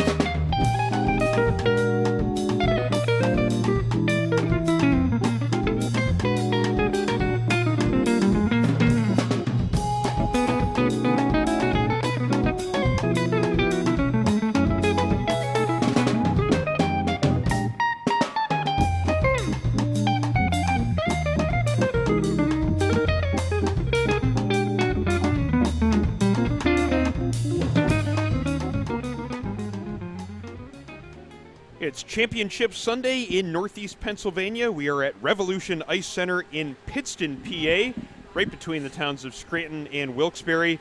And you're tuned into live coverage of the finals of the 2023 Eastern States Collegiate Hockey League playoffs here on the Delaware Hockey Network. After 2 periods of play, it is the Pitt Panthers leading 5-2 over Niagara. And in that second period, Mark, we saw Niagara claw their way back. It was a 3-0 deficit in the first period. Felt like Niagara was about to pull even, but then they had the rug pulled out from under them. 2 goals in a very short period of time, just under 40 seconds, and the 3-goal lead was back intact for Pitt. Yeah, there was almost times where we had to remind ourselves that Pitt was still leading in the game because there were so many great chances generated by Niagara, but this is what changed everything. Just a fluky goal. Grant Zell doesn't know where the puck is after it careens in front off his glove, whatever it hit, and then the floodgates open. Next thing you know, right in front, Aldrich Varag with an open backhander puts that behind him, and it's 5-2 just like that. Such a frustrating thing to happen when you spend 20 minutes grinding, going to war to try and fight your way back, and now you're at the same spot you were, and you only have 20 minutes left to play. Yeah, it really seemed like they had done almost everything they needed to do to get back to even in this game, and then just right there, late in the period, it ends up breaking down on that first goal. I still wouldn't mind seeing that replay one more time, just based on the fact that it seemed to catch Zell off guard and get through him in a way that I was somewhat surprised was able to happen. This is the second goal as they found that odd man rush. Great move to the backhand as Varag gets that one through the netminder, Zell. But with that first goal, it seemed just to be enough to deflate the balloon for Niagara, as they had really had all of the course of play in that second period. It seemed like just a matter of time before they finally broke through. Shot just gets through him. It didn't hit anything in front. It was just a handcuff type of shot, and it sneaks through. It has just enough momentum after it gets through him to end up crossing the goal line. And then that opportunity right after that, and Pitt, they've seen the opportunities when they needed to. They might be trailing in terms of shots on goal, maybe even trailing in terms of high danger chances. But when the chances come along, they found a way to put them in the back of the net. They've earned this 5-2 lead despite the fact that there maybe have been some tense moments throughout. And it's the usual suspects, the one-line wrecking crew, as you called them yesterday, Peza, Varag, and Rip, just generating so many chances. That group is combined for 5 goals in 5 periods of play. It's just the passing that those three have. It seems like every time they make the right pass, get it on the stick tape, and the next thing you know, the goaltender's out of position, can't make up the space in time. It's been a treat to watch them play, and even when things haven't been going their team's way, they've been able to flip the script. Yeah, that's a line that was put together at the start of second semester, and they've just gotten better and better with every game, it seems. They were really good yesterday. They seem to be just as effective, if not even more so, here in this game. That last goal, the 5th one of the game for Pittsburgh, that was they saw the opening and they went for it really quickly, and that's basically what this line has the ability to do, to react quickly or to play down low with the physicality. They know where each other's going to be, and as line mates, the chemistry they've developed really playing out very well here this weekend. They're going to maybe have to do a little bit more in the third period to make sure this lead stands up, though I'm almost certain that you're going to see the first 5 minutes from Niagara. It is going to be their full effort with full 120% speed going at Pittsburgh here at the start of this third period. They're going to empty the tanks here in this one to make sure they give themselves an opportunity at the championship. Yeah, just because those first 5 minutes, if you can get one somehow, some way, you can get one behind Grant Lindsay, who, by the way, we have not talked about, has played a tremendous game of hockey to this point. He's made some very, very nice saves to keep this game at 5-2, because if it wasn't for him, this game would have been tied. There were a couple of great saves that he was able to make. He was able to hang on. His offense picked him up, and if he's able to withstand that initial rush, he could be the guy that leads this team to Nationals with a championship under the belt. Grant Lindsay came on in relief yesterday after the starter Devin Baresi ended up tweaking a lower body injury. And now he's got his team in position to win the Eastern States Collegiate Hockey League Championship. 20 minutes away from doing that, though. They have a 5-2 lead as we head into third period play. That'll do it for our intermission report. We'll be back with the third period in about 2 minutes here on the Delaware Hockey Network. Bridges have connected people for centuries. When it comes to helping small businesses build bridges with the people they serve, there's a new gold standard. 412 Communications offers a uniquely comprehensive array of media solutions to help your brand establish and maintain strong, lasting connections with your clientele.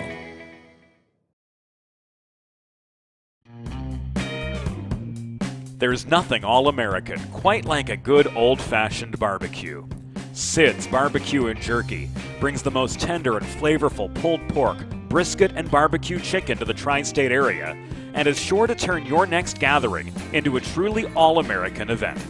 Visit Sid's on Ridge Road in Claymont, Delaware, or place your next catering order at sidsbbqandjerky.com.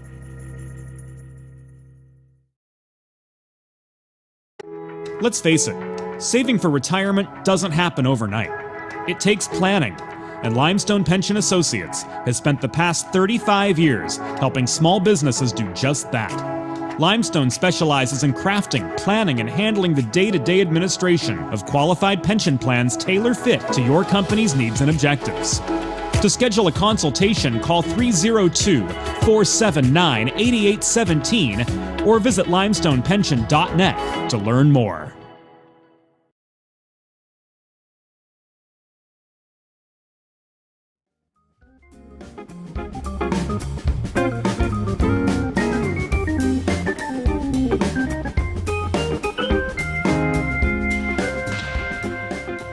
Underway here in the third period of the Eastern States Collegiate Hockey League Championship game.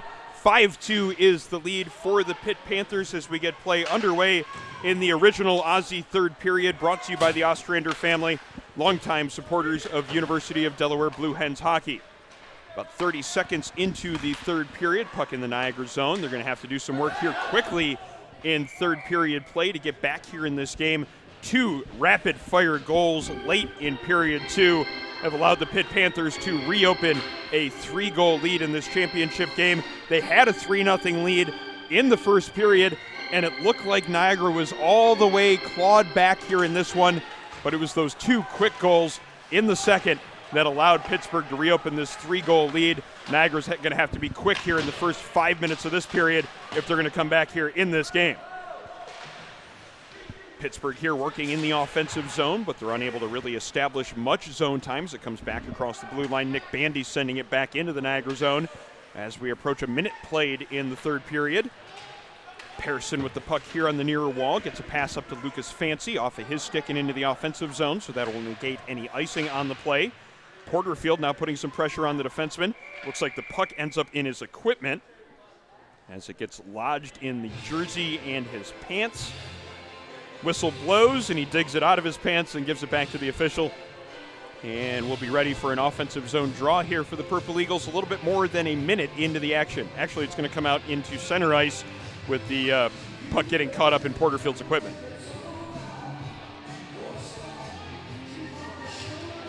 Christopher winning that face-off. As again, we have what appear to be the two top lines, or at least the two lines that are going the best for each team facing off against each other here. Saw that matchup in the second period plenty of times as well. Might be the game within a game to keep an eye on here. Niagara's Pearson trying to get a shot through traffic. It looked like it hit a skate, went to the far corner, but Fancy picks it up there.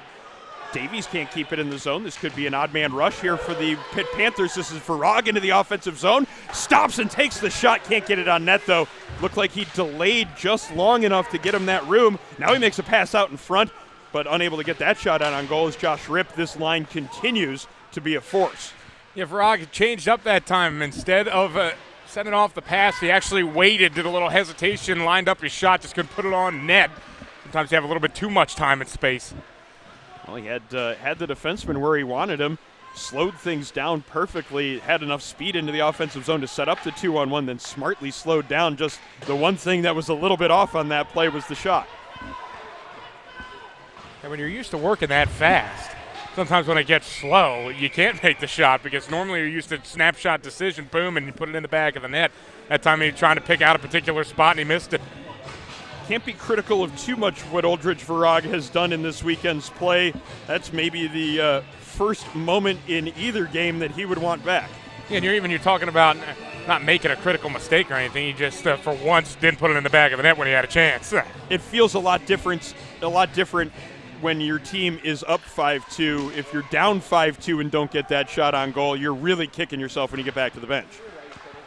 Pezzo unable to get it out of the zone, and a D-to-D pass comes to Coulter right in on goal. Blocker save made by Lindsay. We talked about it there off the start of the third period. He's been very good after he had to come in relief yesterday. He's certainly not playing like a backup goaltender so far here today. He has made 22 saves on 24 shots. Makes that stop right there and hangs on for a whistle. Face-off will come to his glove hand side in the pit zone. And a big spot, because unlike on the other side with Zell and Nyborg, he is definitely more of your traditional backup. He gets his time, but he's in for an injury replacement, so he wasn't necessarily expected to come in to play this game, and he's played his best when the team's needed him the most. Yeah, you look at the statistics and the two goaltenders, they've split the action, but Baresi certainly with more of the advantage in terms of the number of games played. It's a lot more of an even split for Niagara with the 1A, 1B setup that they seem to like to employ. Niagara here working in the offensive zone. Behind the net, that's Reed Manning trying to get it out in front. Good play by Lindsay to get that stick down, make sure the paddle wouldn't let that out in front. Pass does finally get out in front to Bunn, but he gets tied up before he can let that shot away. Puck up in the air right now, glove down by J.C. Bell. Pins it to the boards with two Niagara players on him. Robinson gets it free and gets it back to the point to Coulter. Shot through a bit of traffic, but looked like Lindsay had enough of a lane to see around Gilberts there and make the glove save. Hangs on for another whistle, and both teams will make some changes with 16:30 remaining in the third period. Yeah, just couldn't get the redirect in front. Gilberts was in a good spot. Couldn't get any wood on it, though, and ended up being a pretty clean glove save from Lindsay. Hard to be really critical of where Gilberts was. He was right in front of the goaltender, but maybe about 3 inches to the left. If he's 3 inches to the right, then maybe he takes the eyes away from the goaltender in that case. Pass is floated into the offensive zone and sits nicely, but Stewie unable to get to it before a Niagara player can. Now the Purple Eagles look to work it up the right wing wall with Andrioli making a pass into the middle of the ice to Thurston. Thurston letting that shot go. Perps might have an opportunity for a rebound in front. Quickly on top of that is Lindsay, and now the cavalry comes in to make sure that nobody can dig out for a loose puck. This one might spill over a little bit. Linesmen have to get in there quickly. Still continuing here. Gilberts comes in to try to play peacemaker. Schneidmiller right in the middle of that mess. You see Andrioli there in the back just holding two guys back, a huge frame out there. That faceoff should come back to neutral ice because definitely Schneidmiller was in there. Actually, almost every single Purple Eagle player that was on the ice was in that mess. And we're going to have at least one penalty given out here as climbing over the boards and getting into the box for Pittsburgh is Connor Stewie. For Niagara, we see Anthony Thurston getting into the penalty box as well. So that little altercation was enough to draw a penalty. We'll see whether or not there's any personnel advantage gained from these penalties. Me itself, I'd love to see these two teams skate 4-on-4 with the speed, but we'll see if they'll make these manpower penalties or not, or if there was someone who did more than the other. Quite the conference going over there. All four men in stripes getting together to share what they saw on the play. Nothing on the board yet. Still wait for an indication as the captains hear the message that the referees have to give. I'm sure there's going to be a little game management in there as well to try to make sure that there's no boiling blood that needs to be kept track of here late in this game. We'd also like to take a moment for a public service message to our community and to tell you of a nationwide service for mental health crisis and referral aid. From anywhere in America, anyone can simply dial 988 to be connected to helpful resources and a trained crisis counselor. If you'd like more information, visit fcc.gov/988. Looks like just one of those penalties is going to count towards manpower, so just Stewie's penalty is going to count, so it's going to be a Pitt or a Niagara power play. Well, this is another big moment here in this game, and it's another Niagara power. Wait, or is it? Okay, now we have a player going into the penalty box to serve the extra minor penalty, and so it's a 5-on-4 coming up for Niagara, and with 16:05 remaining in the game, this is a big moment, but it's not going to last very long as an interference call is made just 2 seconds into the power play, and it's going to be Austin Robinson heading to the box for the interference penalty. Well, that was tough for Niagara. A chance to flip the script, and your power play lasted 2 seconds. It's a very abbreviated Primo Hoagie power play, but a reminder, you too can score on the Primo power play. Visit your neighborhood Primo Hoagies, 1278 Baltimore Pike, Kennett Square, Pennsylvania, to experience Primo's old-fashioned style Italian specialty sandwiches. It's not just a hoagie, it's a Primo. Short power play there for Niagara. That's an opportunity that's gone by the wayside. And now you hear a conversation with the Niagara bench, as they're clearly not happy with what they saw on the ice in that face-off play in which a very quick penalty was called.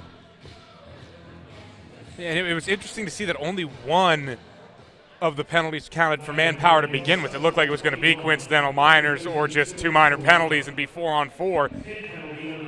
So just a really weird situation there all around.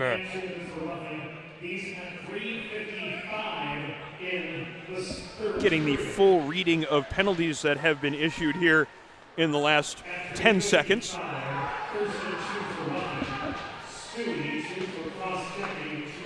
So a pair to Stewie and then just one to the Niagara player.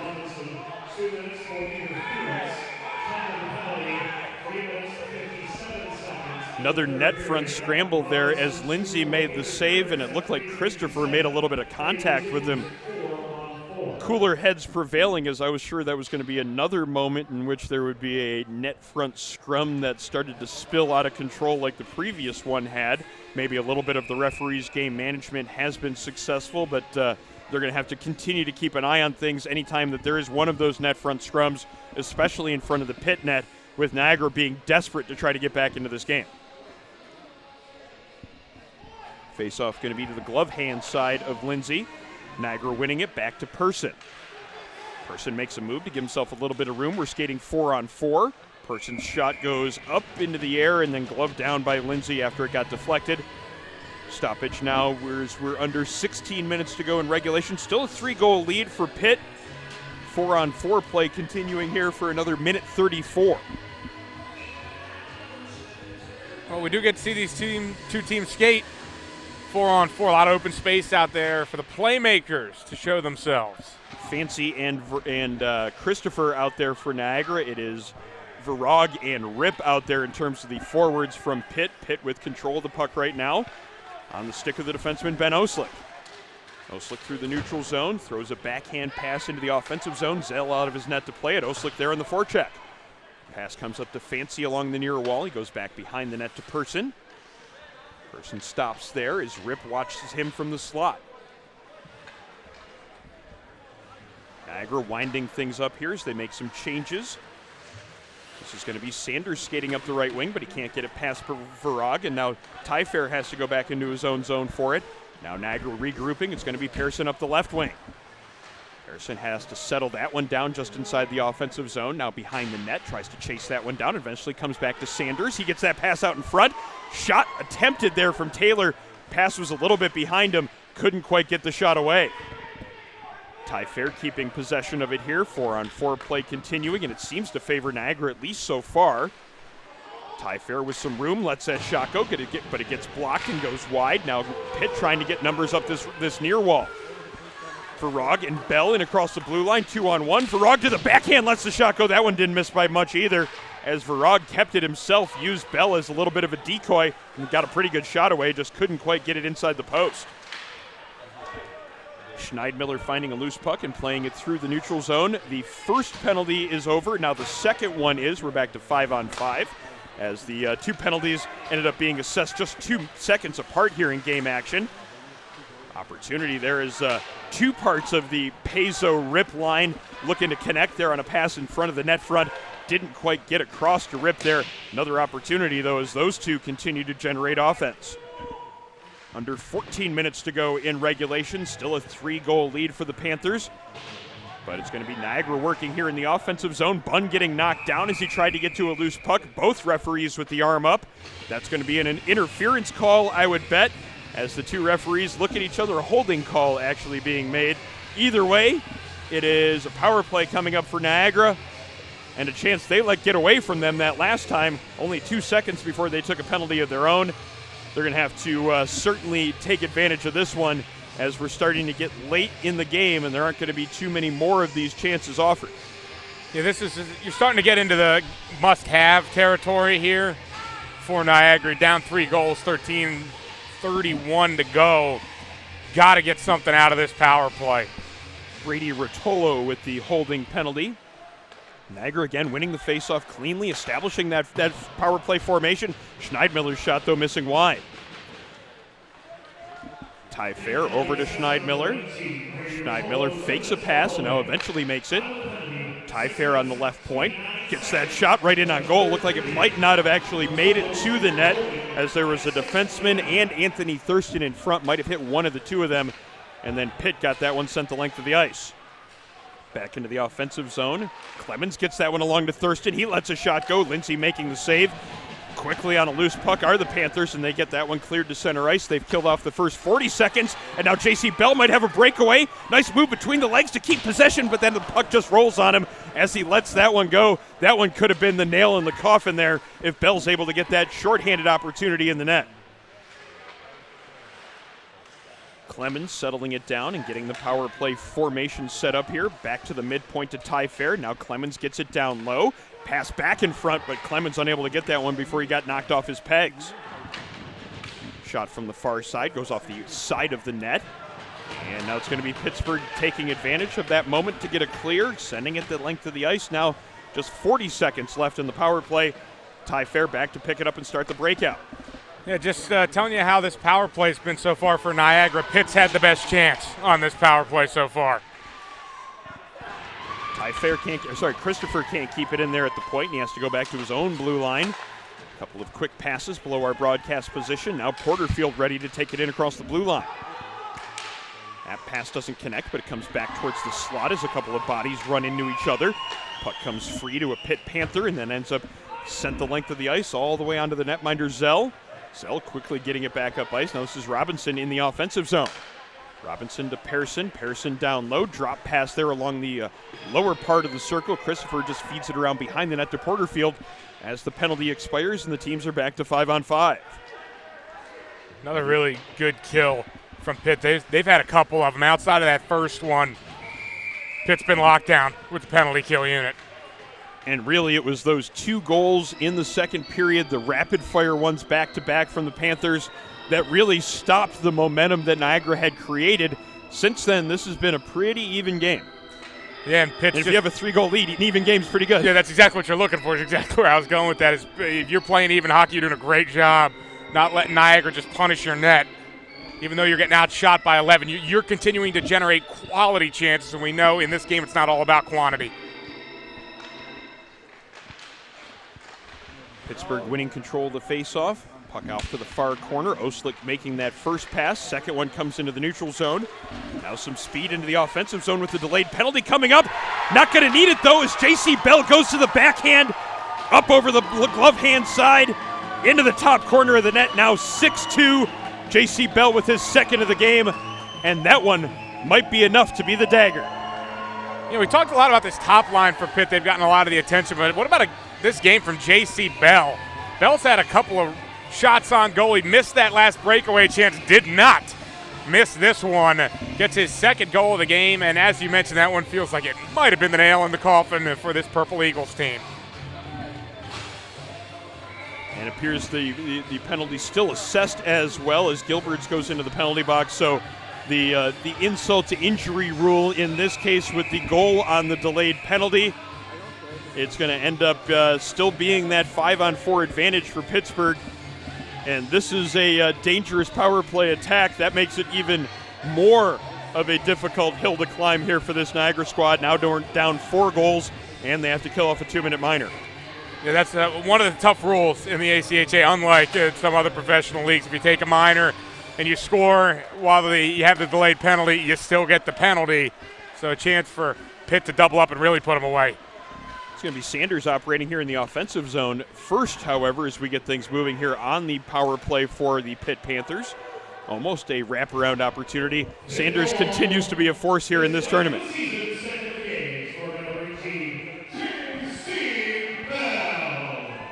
we hear the goal announcement for Bell's second.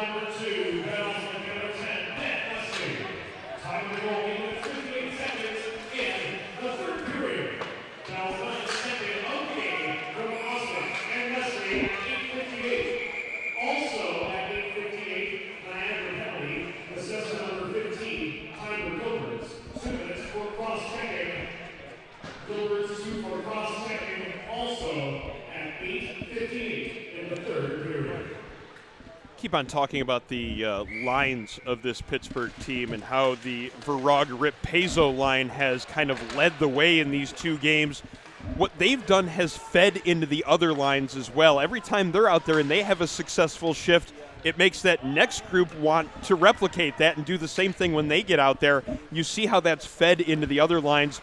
Today, it seems to be more of the Leslie and Bell line that has been doing all the damage in the offensive zone, as it is the full 4-line effort going really nicely here from the Pitt Panthers. It's a chain reaction, Aaron. When one line does good, the next line goes out there and they just feed off that momentum, and then they have a good shift, and then those shifts keep going. Power play goal, and it's going to be a hat trick for J.C. Bell. He lets the shot go from distance. Goaltender makes the stop, but it has just enough on it to sneak through and get across the goal line. J.C. Bell with the hat trick. It's now 7-2 in favor of the Pitt Panthers. It's another classic Pitt goal. They get the puck in the neutral zone, a little bit of an odd man rush, and then J.C. Bell. That's the previous one. That's the 4th goal. This one was J.C. Bell letting the shot go from the point on the power play, as he it looked like it was the shot that was stopped. Yeah, the shot just initially enough to get through and squeak past. J.C. Bell then celebrates with a flourish to. If the previous one wasn't the nail in the coffin, this one is a second nail in the same coffin, and a 7-2 lead now in favor of these Pitt Panthers, and looks like they're about to win their 4th game over Niagara on the season. Yeah, Bell just had enough venom on that when you're playing the way you're playing. Just you got some adrenaline to work for. Get it out on that shot, and Zell. It's a second goal like that he's allowed where he's gotten a big chunk of it, but just hasn't been able to keep it from trickling across the goal line. It's got to be frustrating for a goaltender to know that you have done almost enough to make the save, and it's the extra 1% that was needed in that case. They may go with another goalie change, it looks like, for Niagara, to bring in the third. And they're asking for the trainer as well, so I think that there's an issue with Grant Zell, the second goalie that we've seen here in this game for Niagara. Not only seems to be in some sort of physical discomfort, but also some mental anguish as well as he slams the door open as he gets into the penalty box. Trainer's going to take a look at him there as we see the third goaltender of the game. It is Anthony Curvin, number 35 in net now for Niagara. That's something you don't often see, 3 goaltenders in one game. First shot attempt after he comes in just barely misses wide off the stick of Matt Miller. So we have about 9 minutes to play here in regulation.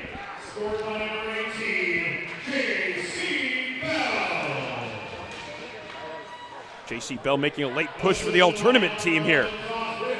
Yeah, just trying to make his name right at the end.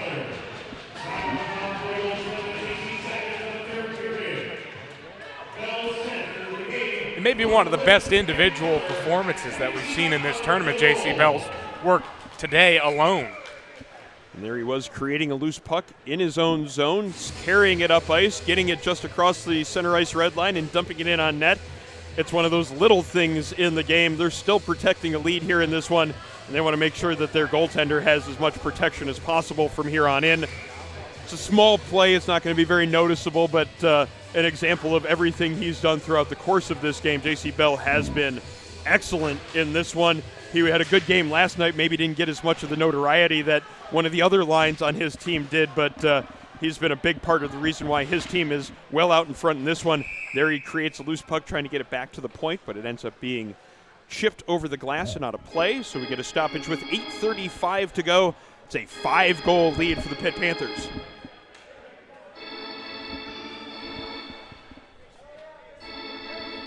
And Curvin actually coming back out now, as it's going to be Grant Zell back in net. So just a quick little discomfort he was dealing with, so Curvin came in just for quick relief. Zell looks like he's all right. You don't see that a lot. In and out. Well, it also looked like there was a brief conversation between head coach Tom Moradian and Zell as he got into the penalty box there. So that might have been as much a potential injury as well as a, hey, calm down. I need you right for nationals. You're going to go back in, get your head in a good spot. We need you having playing your best hockey before we get to the national tournament, because this Niagara team is not done here today. Neither is Pitt. They'll both be in Boston at the national tournament for ACHA Division I coming up later on this month. So more to play for. It's not just this tournament here, as Porterfield lets a hard shot go. Lindsay making a good blocker save, and then he's back in position trying to catch it as it comes off the protective netting behind the net to make sure there's no opportunity in front. He doesn't need to do that, but that tells you how locked in he is. Yeah, but that was such a good point you just made, Aaron, about Niagara. They can't let a result like this affect them. It can't affect Johan Nyborg, who came in, had a tough stretch in the first 10 minutes of this game, and it shouldn't affect Grant Zell either.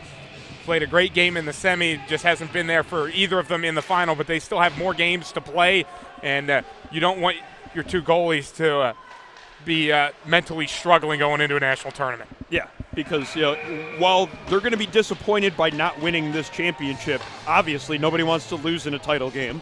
That's going to be a disappointing way to go home.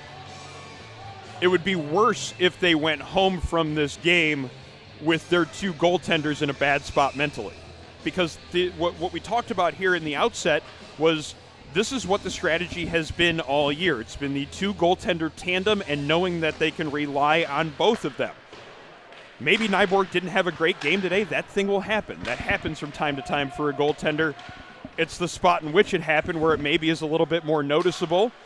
Zell coming in relief, maybe getting a little bit frustrated with some of the goals he gave up. Smart of the head coach Tom Moradian to make sure he got out in front of that and made sure he dealt with the big picture instead of thinking about the small picture in terms of how this game has gone. And that's why it's such a smart play if Zell is healthy to let him come back in the game to try and get him some momentum, get him some confidence, because if you let Curvin sit out there, he probably isn't going to be a big part of your championship goaltender rotation out there. Then they have a lot of time to sit there and stew over that. So at least if Zell can get some positivity at the back end of this game, he'll be more right for that national tournament. And one thing that I think Pittsburgh's going to have to keep an eye on as they get ready for nationals is the status of their injured goaltender, Devin Baresi. And then you saw another player head to the box, the bench door there, Dan Larkin, the defenseman. He seemed a little bit dinged up on that last play. Doesn't look like he necessarily needs attention from the trainer, so certainly good to see that from a Pittsburgh perspective. Tristan Tyfair driving towards the slot, trying to get a shot away, but he's swarmed by the Pittsburgh defense, and now the Panthers have numbers up ice. Good defensive play by Pearson, though, making sure that Ben Leslie was unable to get that pass across. Ryland Clemens gaining control of it, and he skates it through the neutral zone. He gets it across the blue line and then feeds a pass around behind the net where he finds a teammate. That's going to be Andrioli on the far side. Two Pitt players meet Andrioli, creating a loose puck, and now it's going to be behind the net, but back to Andrioli as he intercepts a pass. Andrioli sticking with it here as he tries to get that loose puck free from the different Pittsburgh defenders. He's got Fancy there to help out with him as well. Christopher over there nearby looking for a pass. Backhand shot on goal from Lucas Fancy. Good save by Lindsay. Lindsay certainly doing some work to earn himself a potential 3-star award here in this game. 31 saves already as Niagara's thrown a lot of shots at him, but he has certainly performed up to the challenge today, coming in a bit of a relief role. He came in late in yesterday's game after the starter tweaked a lower body injury. He has been very good, providing the exact type of performance that I know his head coach was hoping for here today. And I like his energy in this game overall. I think he's inspired the defenders in front of him to keep making plays like they have been making and go 100%, because you've seen sometimes flipping the puck up. He's definitely playing with a ton of confidence right now. And you mentioned previously that play where he made the save. It went off the protective netting, and he caught it as it came down. That's a guy who's locked in, who's playing very loose out there. It's maybe a little bit of an advantage here in terms of when we came into this game talking about both teams starting a different goaltender than they started in the semifinal game. When you look at it from the Pitt perspective, Lindsay maybe can provide a little bit of inspiration to his teammates, though the message can be sent. Hey, we're unable to start the guy that started yesterday. We have to do more in front of this guy. You have to make sure you pick him up and make sure he doesn't have to face those types of high danger chances. Niagara was going to a guy that we trust this guy. He's the guy that plays every other game for us. So maybe it's not necessarily that same mindset that came in. Maybe that's been part of the advantage here for Pittsburgh, but certainly a part of why they have this lead is the way that Grant Lindsay has played in this relief effort that he's come in for this weekend. Finger quotes relief. I don't know if you could see that on the broadcast, but I definitely had the finger quotes up there. Can attest. Yes. Thank you. I appreciate that. Porterfield's shot is blocked. Bunn then gets a shot. That one just barely misses the net wide. Niagara now putting some pressure on here in the near corner. Casella, though, trying to get it out, and he successfully gets that one up ice. 2-on-1 setting up. Keller across in front of the net. Great save by Zell as he slid across, almost stacked the pads on that one, denying Mark Loria the goal. And maybe that strategy of trying to make sure that Zell was right for this last 5 minutes already starting to pay off. That was a really good save there. That's what he's been used to. He's had some missteps in this game, but that's the Grant Zell we've seen most of the weekend, sliding across to make a double-padded save. 2 pads stacked like he's from the 80s. It's never a plan anymore. Goaltenders don't play that as a strategy, but when it happens, it's fun to see a little throwback moment like that.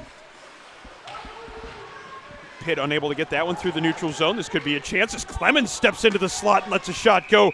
Great save by Lindsay. Throws the right shoulder into that puck, then dives on the rebound opportunity. Grant Lindsay, he has been excellent here in this game. 31 saves now.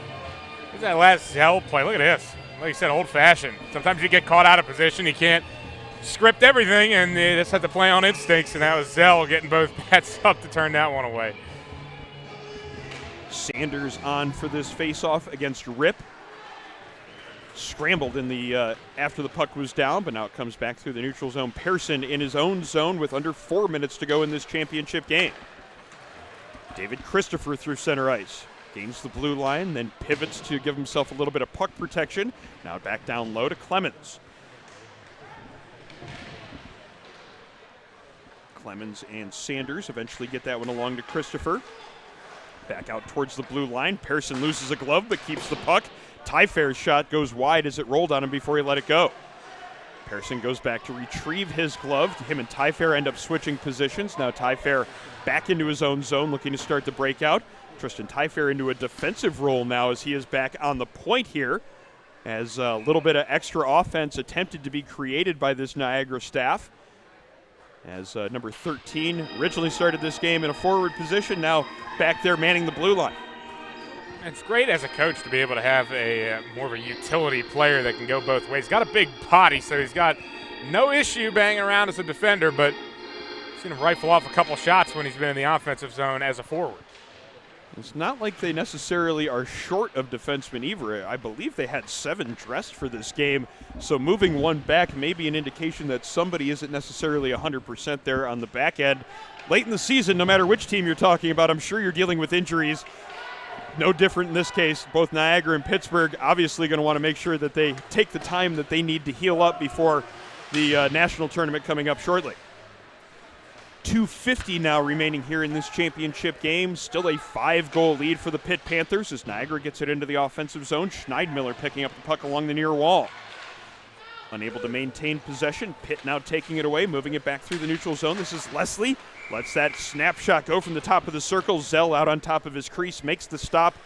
Doesn't allow a second opportunity. Holds on for a whistle with now 2:34 to play in regulation. I've been really impressed just overall in this game with Pitt's resilience. Every time it felt like there was an opening for Niagara, they slammed the door in their face. They did it in the second period, and then again after they had those couple of penalty kills in the third. They not only killed those penalties, they took advantage of their own. 2-on-1 setting up here. Miller with the puck on his stick, keeping it himself. Good save by Zell as 2 different chances in that last offering after the faceoff. There was a play in the slot that looked like it was almost going to be a sure goal. Niagara narrowly avoided disaster there. And that second opportunity, the 2-on-1 setting up, Matt Miller taking the shot himself. Zell making a really solid stop, at least as after he's come back into the game, it seems like he has gotten himself more into his normal course of goaltending. Here he is trying to get that one covered, but unable to do so as it ends up being poked out to the corner. Slick shot from the point. Stick and pad save made by Zell. He makes another save on that one. Wraparound then attempted. That one doesn't actually succeed in getting over to the near post by Stewie. Miller in the slot gets bumped off of that one. Now Thurston looks to take it away. 3 men back here for Pitt, though. Playing it down low, and now chasing in after that one is Campbell. Gets it over to the far wall. And now this is going to be Matt Miller looking to move it up ice. Miller gets it across the center ice red line, then dumps it in. He's headed to the bench for a change as we're under almost a minute and a half now to play here in this championship game. It looks like the Pitt Panthers will add a conference championship in the playoffs to their regular season title.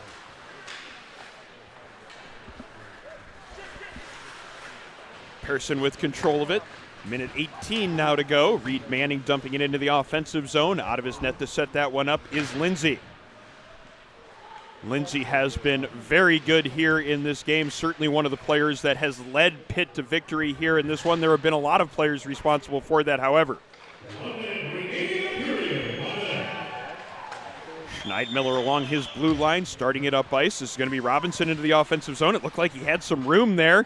Had a little bit of separation from the defenseman. The puck just rolled on edge, couldn't quite settle it down, and maybe that's just been the way that this entire game has gone for Niagara. Talked about how all the bounces and everything seemed to go the wrong way for them early on. Now Farag with a breakaway opportunity, and he's going to end this one with a flourish, the 8th goal of the game. Aldrich Farag again on the board, and that is the exclamation point on a stirring championship victory for the Pitt Panthers. They won the regular season title by virtue of a tiebreaker. This one is a resounding victory in the championship game. And Varag with the shot on the forehand to create the 8th goal. You felt like you wanted one more because he had a couple of chances in this game on breakaways or chances in front that he hasn't been able to put on net.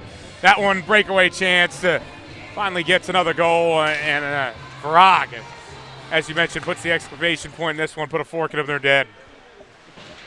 A lot of players responsible for this one for Pittsburgh, and certainly that's what you need in this league in the ACHA Division I. It takes a full roster going at their best in order to win a championship, and that's what this Pittsburgh Panther team has successfully accomplished here today.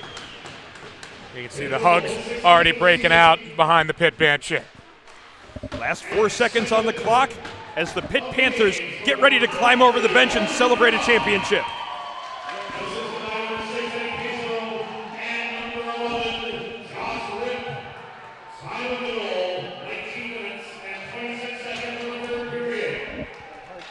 It's a special moment for the Panthers there to not only win the regular season, but do the double and win the tournament. And you know what? That was, if anything, a rather subdued celebration. They did everything that you normally see when a team wins a hockey championship. Threw off the helmets, threw off the gloves, but a little bit of casualness to it, seeming to indicate that there is certainly more at stake down the road for this Pitt Panther team. They have their eyes on a bigger prize at the national tournament. You know that this Niagara squad is also now into the mode where they're going to get themselves ready for the national tournament in Boston. Both of these teams will be there, both very deserving of that. But it's going to be the Pitt Panthers leaving this weekend with the Eastern States Collegiate Hockey League Championship, both the regular season and postseason trophies. A very worthy championship team for certain. We now head to public address announcer James Witherite to hear more about the stars from this championship win for the Pitt Panthers. Fans, it's time for the 3 stars of the game, presented by Sid's Barbecue and Jerky in Claymont, Delaware. And as we announce the 3 stars, we ask that the Pitt and Niagara players line up at their respective blue lines for the post-championship game awards presentations. Today's 3rd star of the game, with a goal and 3 assists for Pitt, number 11, Josh Ripp. Today's number 2 star, with a 32 save performance in net for the Pitt Panthers, number 31, Grant Lindsay. And the number 1 star of the game, leading the Panthers to an 8-2 victory with a hat trick, number 18, J.C. Bell.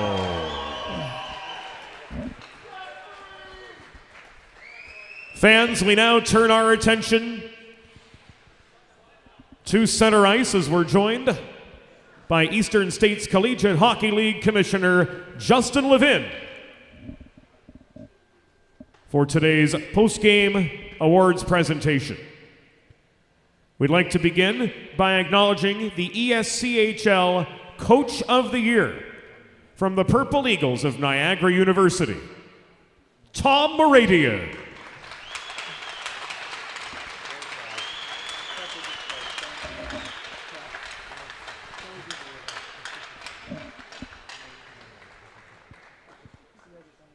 The all-tournament team is comprised of players that have taken part in this weekend's tournament from beginning to end.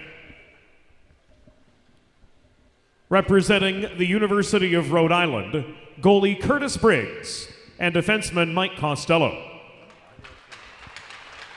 Representing Stony Brook, forward Matt Minerva. From the Niagara Purple Eagles, defenseman Scott Pettersson and forward Nicholas Porterfield. From the Pitt Panthers, forward J.C. Bell. The tournament MVP with his 32 save performance today, goalie Grant Lindsay.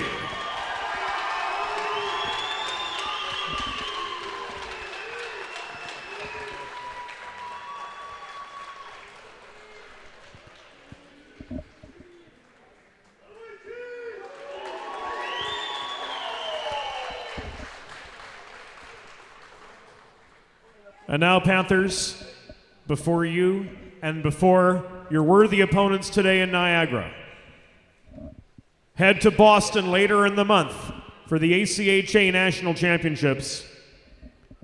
Pitt, you've still got a moment to relish before that.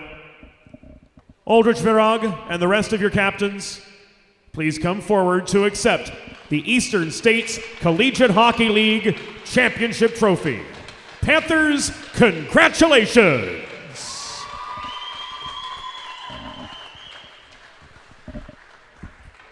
Panthers celebrating a championship, receiving their trophy there from the commissioner, and a celebratory moment for the Panthers as they hoist the trophy. They are the 2023 postseason champions of the Eastern States Collegiate Hockey League. They go along with the regular season title that they took. It's a two-title effort, and certainly a worthy team. The 2023 ESCHL champions, the Pittsburgh Panthers, and now they get a moment to celebrate. Yeah, special group. They clearly have each other's backs. You can just tell even by the 3 stars presentation how much that everybody means to this team. You know, seeing Grant Lindsay celebrate tournament MVP for today's performance and stepping in yesterday in the semifinal. I mean, it's just such a big performance from him to come in a game like this and be able to perform against a high-octane offense in Niagara. Yeah, it wasn't just that he came in and got the win. He was a big part of why they won. 32 saves on 34 shots here in this one, and there were a lot of those saves that weren't simple ones either. He certainly earned his victory here today, as well as the tournament MVP award that he was given, not only as the coming in relief yesterday, finishing out that win, and then coming in today as the quote-unquote backup, but performing like a number one in his own right. Certainly a worthy award for Grant Lindsay. I think if you're Aldrich Virag, you have to be a little upset that you didn't get on the all-tournament team, or maybe consideration for MVP here in this one as well. He had 2 goals again today. He had a goal and 2 assists in yesterday's game, but maybe a little bit of fuel for the fire as he heads for nationals. I don't think this team needs any added motivation, however. They seem to do just fine developing that motivation on their own. Yeah, I mean, that top line, I think, developed a lot in this weekend's 2 games that they got. I mean, keep in mind, this Pitt team came in back-to-back losses against Ohio, and they quickly wiped that away. And a lot of smiles for the Panthers for the way that they performed out in Scranton/Wilkes-Barre this weekend. I mean, I think it's been a treat to be able to call these games, to be able to watch Pitt play the way that they did this weekend. Well, the Pitt Panthers will certainly enjoy the rest of their Sunday. That is for certain. They are posing for pictures out there on the ice right now, enjoying this celebratory moment as they get to take that trophy back home to Pittsburgh and enjoy a successful not only regular season but postseason in the ESCHL. More work on the horizon, though, as we continue to mention. They've got the national tournament coming up, as do the Niagara Purple Eagles. So a little bit of celebration, and then get ready for more business coming up in Boston in just a few weeks' time. That should wrap things up for our championship broadcast. It is an 8-2 Pitt Panthers win as they continue to celebrate out there on the ice. And that will bring to a conclusion a year of broadcast on the Delaware Hockey Network. This is the final broadcast of the season on the DHN, and certainly a wonderful game to bring you to wrap things up here. An 8-2 win from the Pitt Panthers. For color analyst Mark McClure, our technical director and public address announcer James Witherite, as well as executive producer, videographer Jeff Jazarowski. My name's Aaron Elpern. Thank you for joining our broadcast on the Delaware Hockey Network, and enjoy the rest of your weekend.